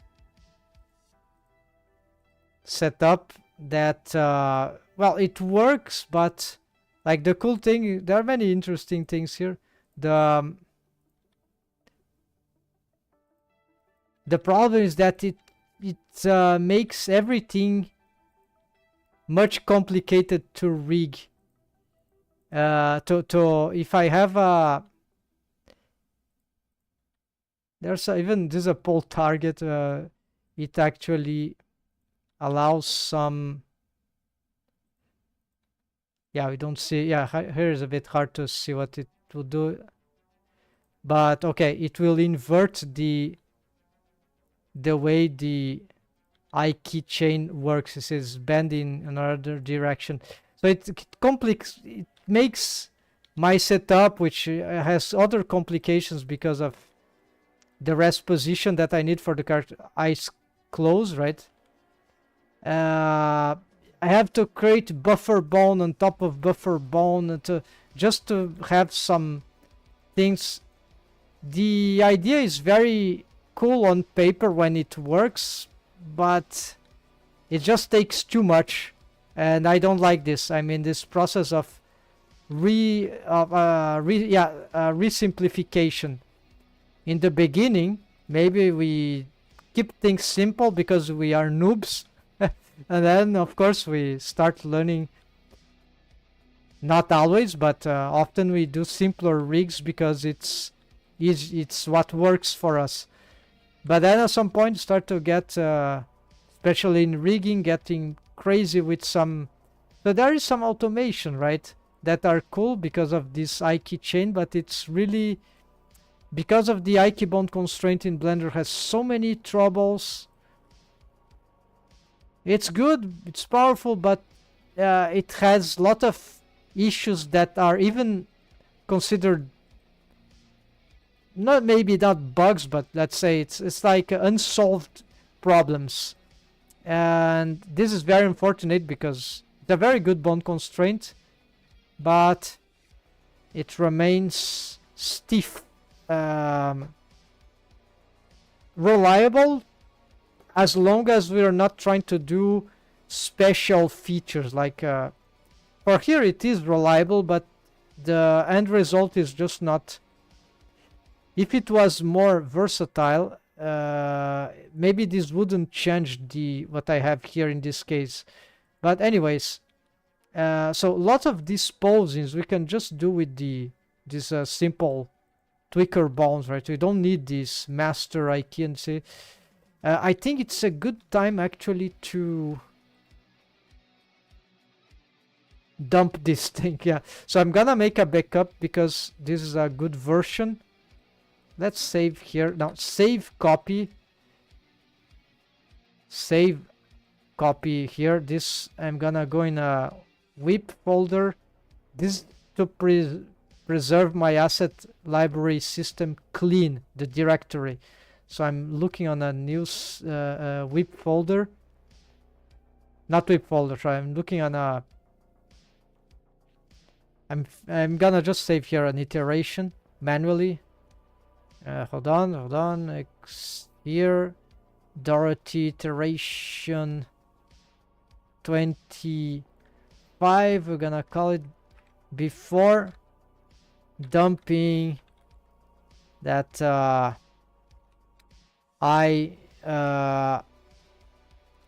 I-key control ice rig. Yeah, whatever. I-leads, I-holes, rig. Just, yeah. So I'm just gonna cleanse it for here. Maybe it's still good for the eyebrow, but not sure it will be good. Yeah, here I already decided it's not sufficient. It just creates too much problems for so we need to clean up these bones here, mappers. Then we're gonna clean these buffers also for mapping. We're gonna clean the masters. Actually, yeah, the pose doesn't really matter anymore, so gonna. Yeah, I have even this for the pole.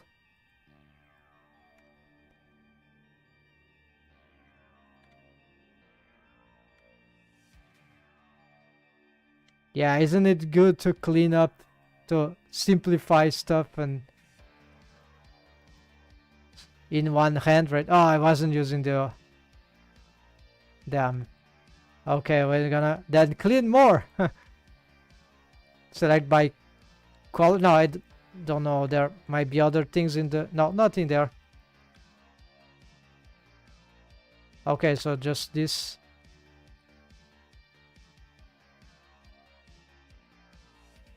No, bad one.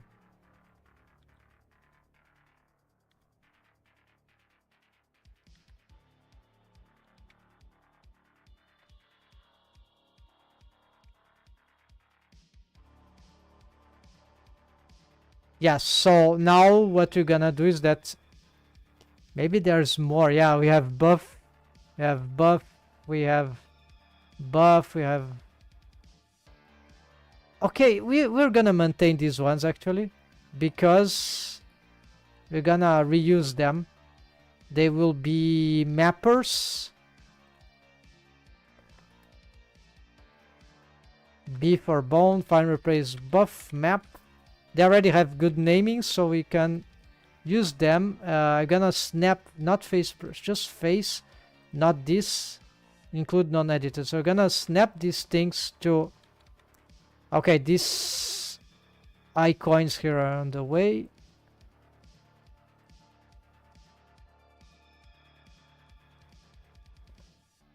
Just this is enough.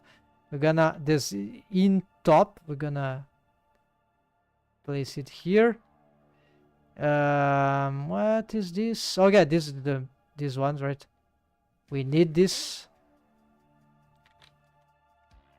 This doesn't need to be placed on a joint.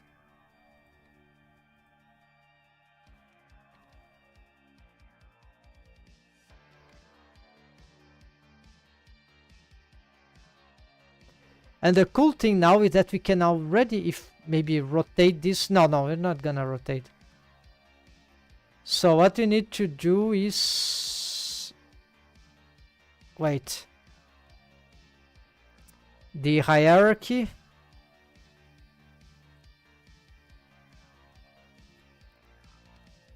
Wait, this is a bit more complicated. I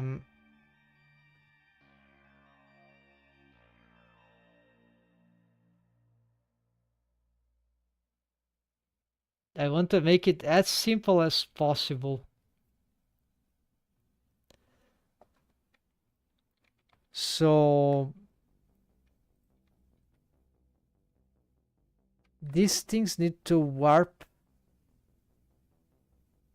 or maybe these things need to warp. They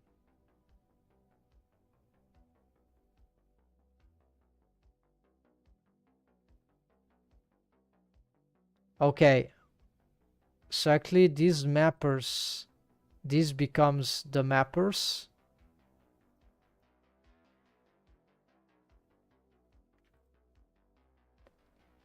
Okay, I'm gonna use the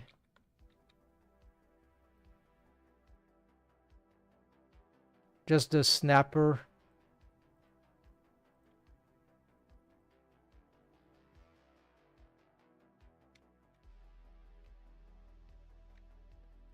This is an arbitrary pose. We can play them. It's very easy.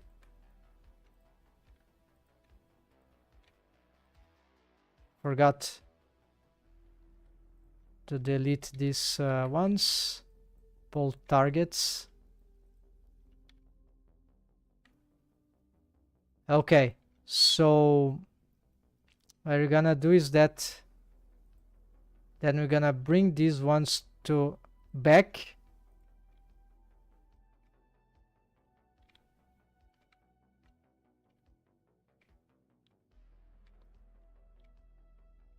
This is in case you're curious, so that once again def warp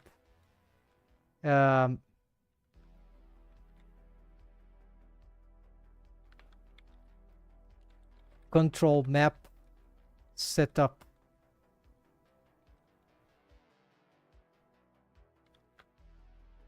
But it's actually with the help of map. Actually, not map bone. Actually, those are. Actually, this is a different setup. It's like a def warp control bones setup. Yeah. So this is a slightly different approach. I don't remember. I think I'm doing this because. So these are the buffer bones, right? They are the warp. They are not mappers anymore. We're gonna bring them back. It's probably this is happening because this involves bendy bone splines. So this is why this needs to be done in this way. So these will be the mappers, but they are actually the control bones. I'm not gonna make mappers. Good rigging practice. Actually, sometimes good rigging practice is to avoid tons of useless work, right? And because we can simplify a lot of stuff, and sometimes it's not good, but sometimes it's relevant to keep things as simple as possible. That is because we are not machines and the machines are stupid.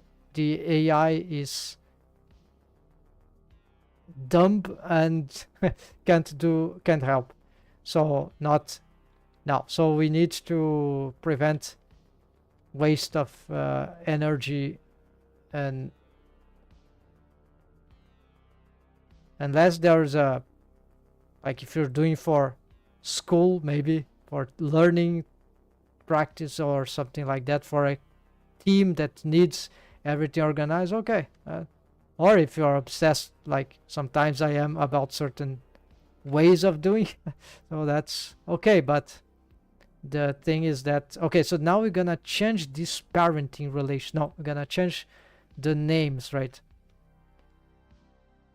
Ctrl F2 again. So instead of map, we're gonna call them just warp. No, actually they're called map, right? So we're gonna just do this. Yeah, they already had the warp name. So these are the warping bones, and so to use them properly, we just need to bone constrain them to the, not this, the inverse of that. Copy transforms, a full copy transforms. You can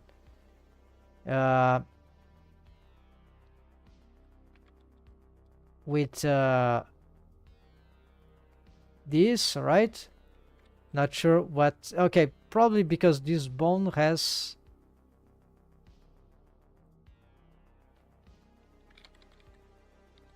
looks like you have some dependency cycle. Yeah, because we need to destroy these parentings here. Well, no need here. For now, we clear parent. These are parent tweak eye key eyelid top. No, this is the tweak eye key. It's parents to, these are wrong parents. Okay, so all these wrong parents, clear parents. We are gonna parent them to, I don't know, mechanism head. This one, copy to selected for now. Then we're gonna maybe do the same here.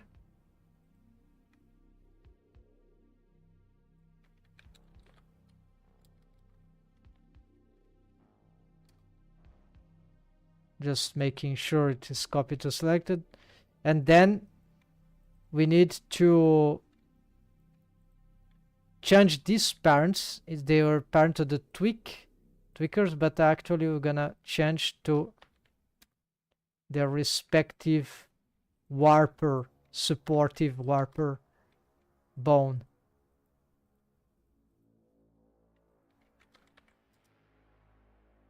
It's doing with the symmetrization, so it will do for both sides already.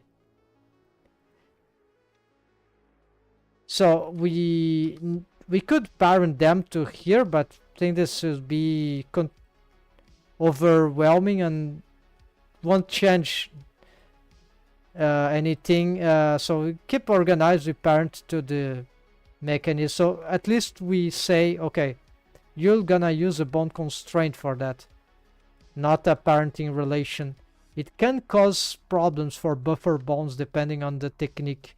So here we're gonna copy transforms. I prefer to keep this, although it's a, maybe I shouldn't, because it's making there's proposition maybe to make this the default instead of workspace. So what we can do here is very simple. We're gonna get everything here, at least just these ones, and we're gonna Shift Alt C. We're gonna overlap everything, but then one by one we're gonna change their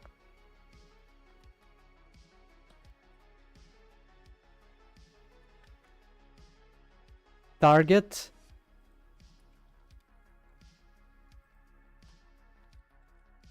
It's a bit confusing, but it's just one by one like this. We don't see it because it is all of them are going to the, so F2 to pick the name, then you click the bone that, yeah, this, I want this target and I want this bone on edit mode, and then just Control V here.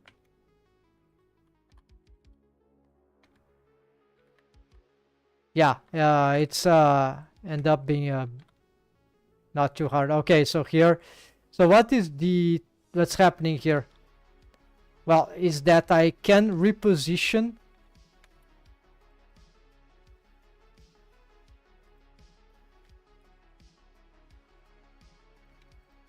maybe I wouldn't like to snap them, right? But exactly on the face, but okay, that's it's feasible.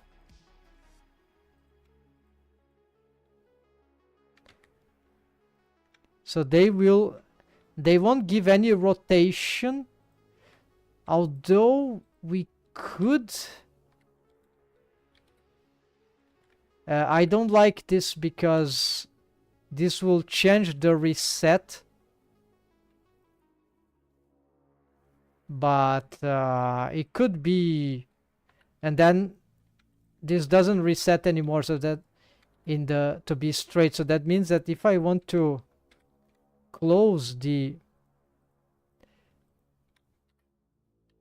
I'll need a pose asset to do this in betweening with a pose asset. Okay, it's here. We need to fix something about the waves, or maybe some ring crap. I really don't know what's going on there, or the mesh, but it's fine. So yeah, some waves here are very wrong after some change. We could at this point, yeah, make these bones here. Let's see, what about changing them to sticks? No, this is too bad.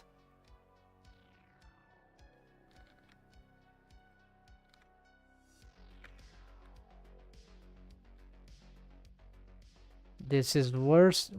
Wire, no. Octaedral. Okay, octaedral seems okay.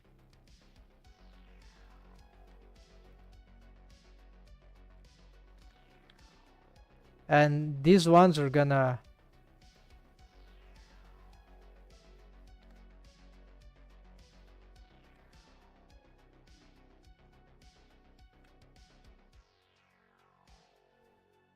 they are deformed bones? No more. Can we change the...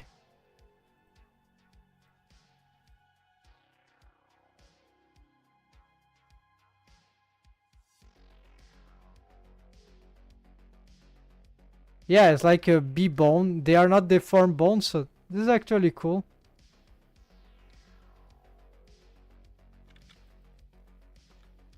These properties, I think they are here. No?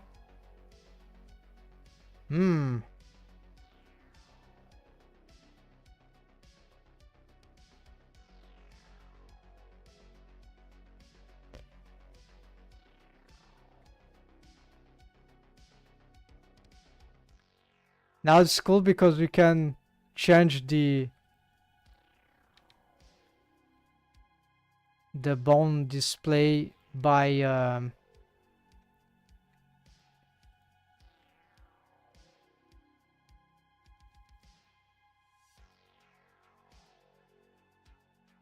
I think if we got some replicas there.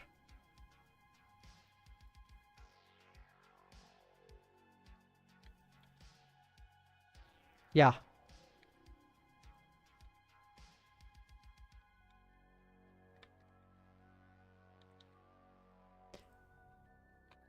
We can probably also augment the size of these things. And also you can make them bolder. 1.6, 1.8,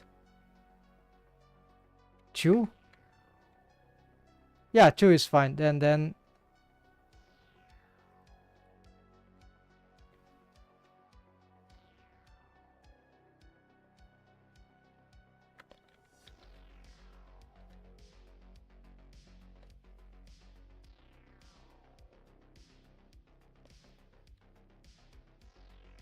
yeah, here it's not good to test anything, right? So in terms of the forms, but anyways, we got the control rig in place. So this is just this question: what should I do with this? Is a problem that I couldn't figure out how to. Yeah, pose assets the best solution. No, actually, this align to this, right? Okay, so no more. So when we reset, now it resets to here, right?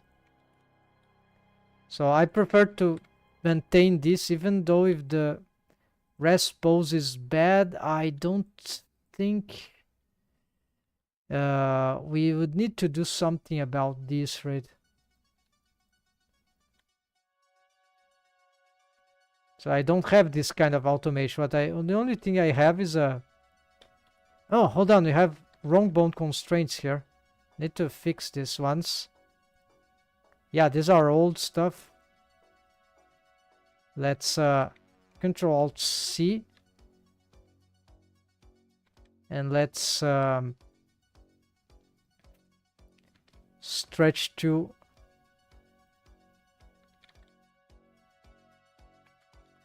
rest position. The target. No. This.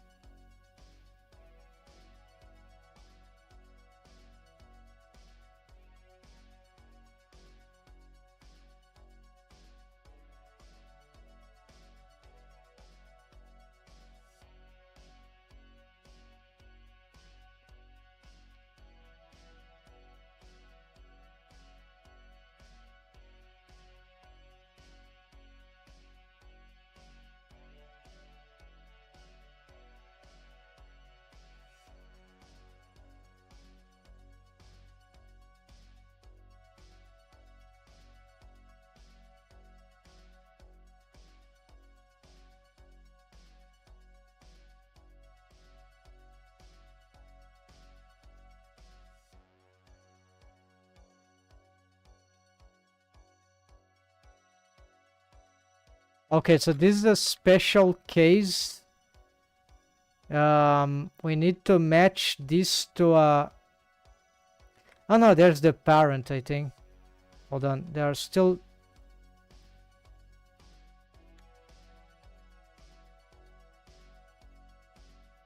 Yeah, the parent.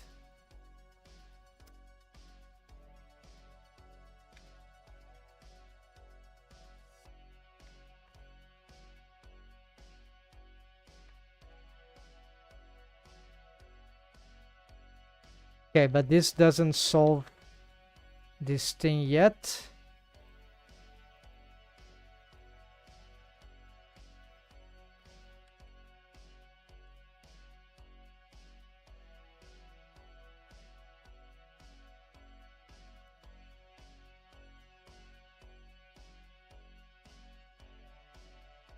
Maybe in this case, tangent is safer. Yeah, okay.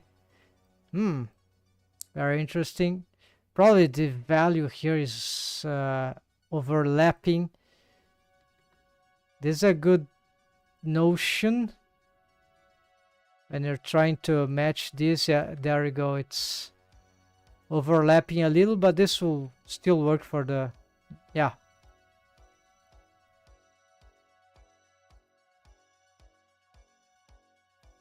This could fail though, but we're gonna just get a stretch 2. This stretch 2 though, I know what I need to do here.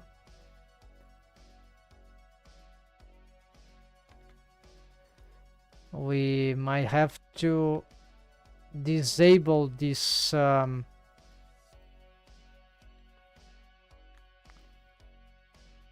And now we stretch 2.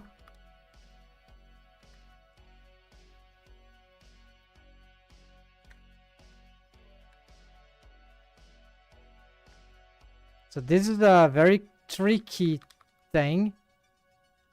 Because there are bendy bones here, this distance might not correspond to the actual bone length. Oh, it does. Okay, that's fine then.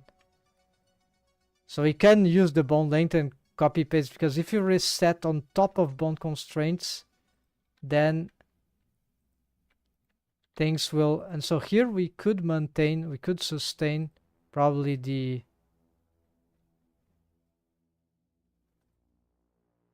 absolute, right? It will still be fine.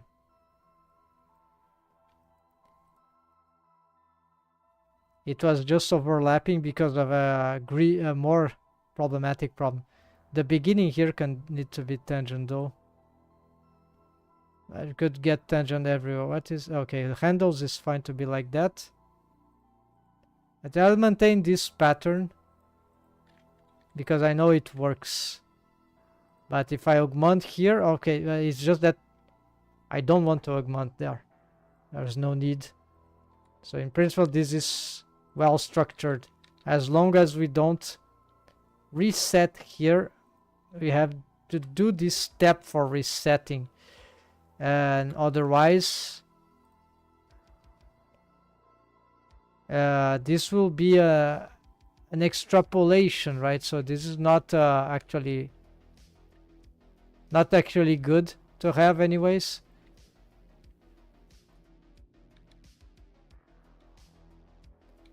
I don't really know why the bone has to. Okay, I know, because it's maintaining its original, but it's if we reset the property based on this new pose, then it will reset here, and then it is lost for the.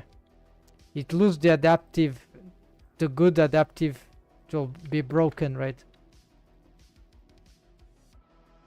Alright, so you can't reset here. Unfortunately, you need to first disable this bone constraints. Good thing to note. Now we're gonna.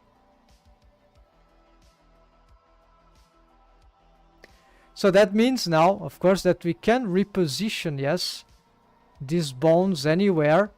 This won't change the. Right, this won't change the.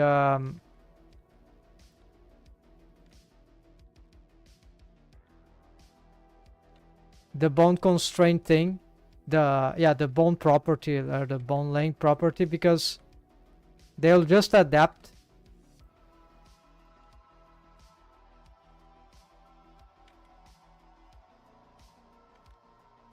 So I just need to find the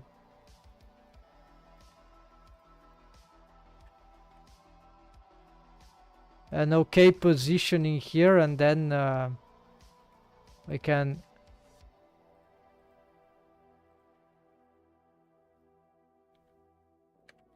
Address other things. This one is very far behind. Don't know what's going on. Okay. Anyways.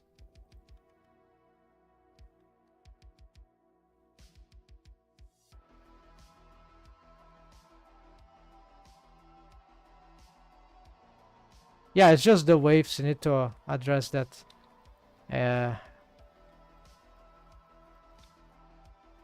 We fixed what's happened. Okay, also, of course, doesn't look like this is a line. No, it is just an illusion. Symmetrize. There we go.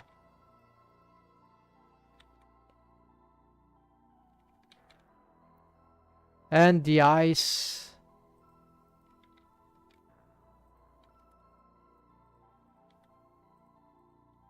Yeah, I should try to clean these waves, but you see we already have some the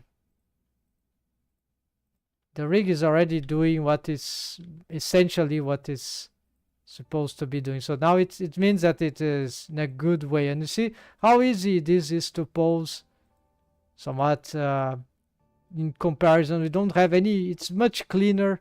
Actually, you just need these ones, right? Much cleaner. You have easy you don't need any other automation here with I key craziness, which will just lock the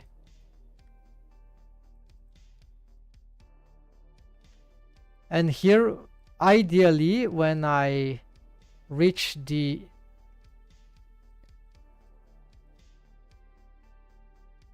when I try to approximate them, then I could have the good matching. Now I can't because of the waves, right? And automations for the eyelash also needing a fixing. All right, but this was very good already. What is this? Why this is still happening?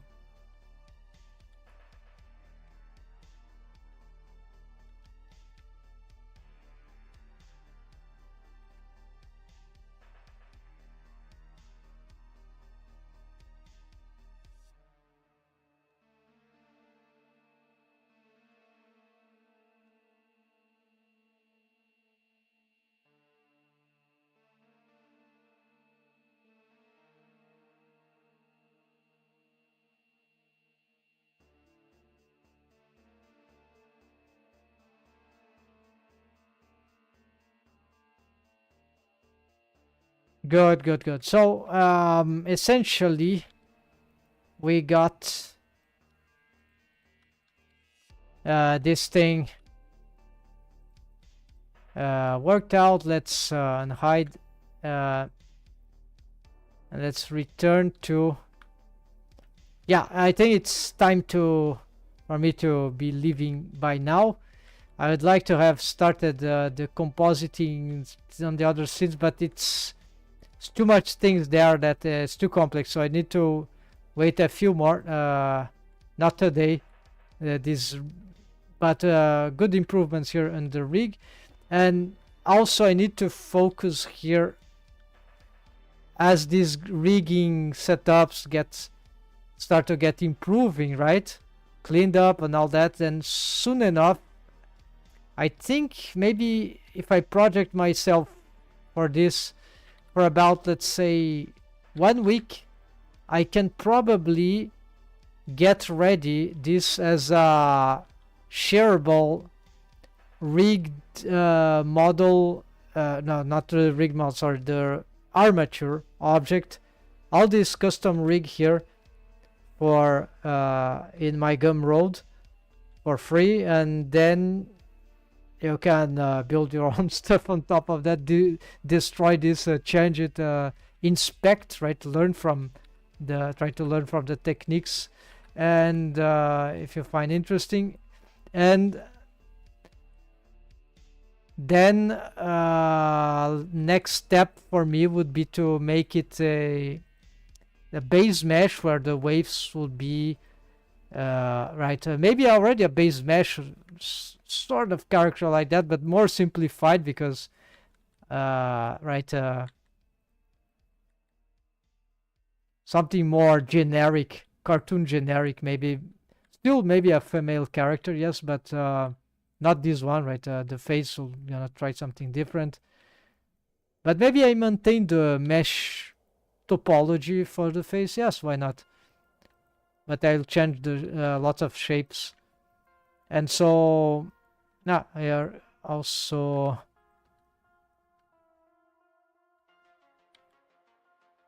okay. So since I've spot this thing, let's try to fix this now.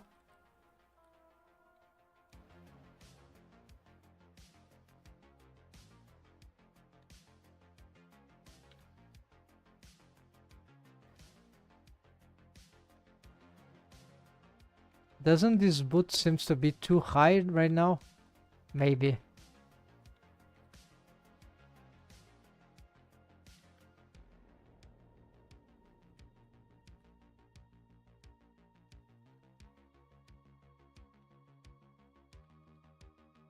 Well, this is very easy to adjust.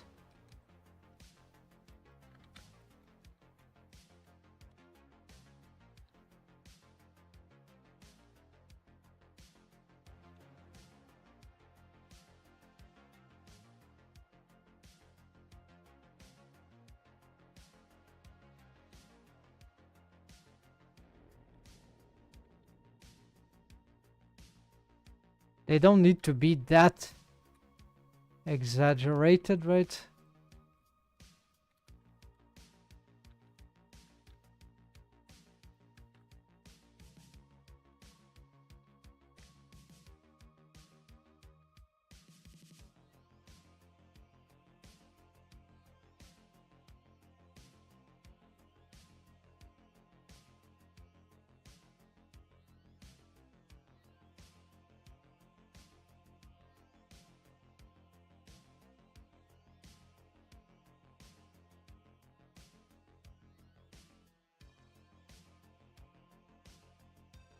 Yes, this sounds for me a good plan. For long I wanted to share this, but the rig was never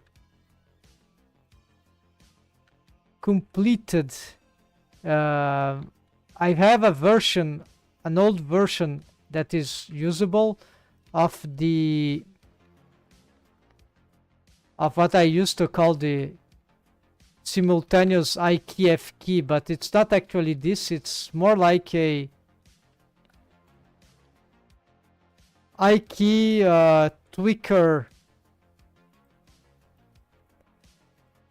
thing that if I want to do F key here, I can with the tweaker, as long as I perfectly have this thing.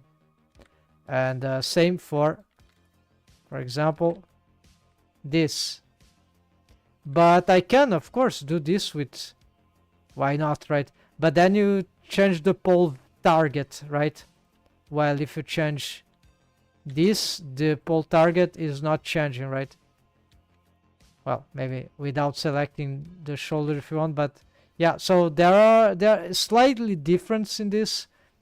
And of course, for pinning reverse here, this is more complicated. I don't have a pin thing for this, but this will be a property that could be used with the, okay, I don't have the rig UI now, but pin elbow left. So here, unfortunately, this kind of keyframeable, so here will be like reverse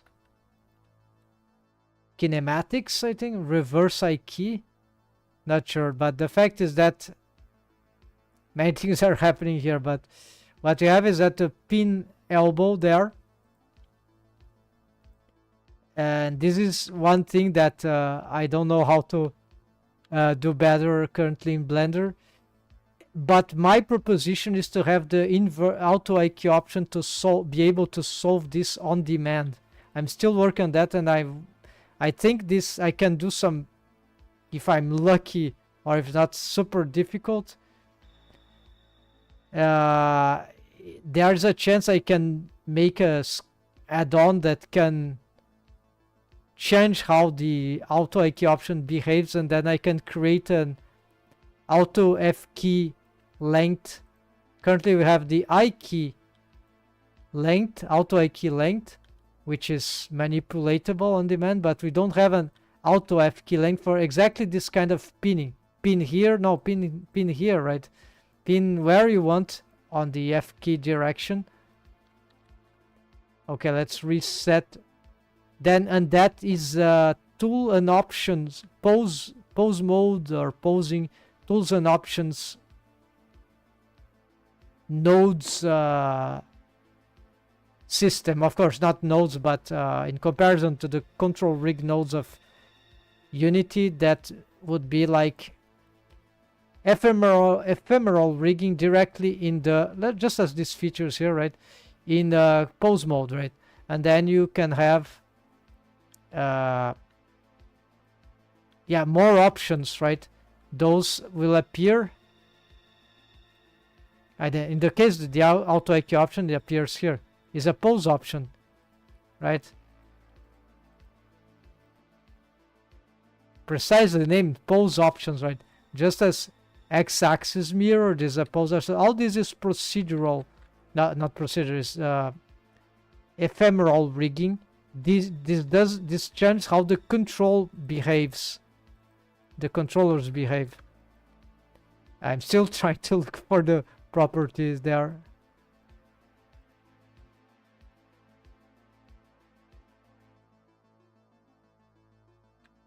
Okay, found. Alright, folks, so I think this is it for today. More tomorrow if you want. I'm gonna make this small mission, and soon, hopefully, then anyone will be able to access this armature. Maybe I'll struggle a little with the face. It might not be completed by then because it could imply a lot of updates that I don't have, but I will be working on everything. The real thing that is blocking me, besides the face rig, is the helper rig, which has got some automations that I need to solve, and this is time consuming because this usually would imply the waves, right? The wave pane, and I've been struggling to find what would be ideal for all that, but we're working on that. So thanks for watching, folks. Take care. Happy blending. See you soon.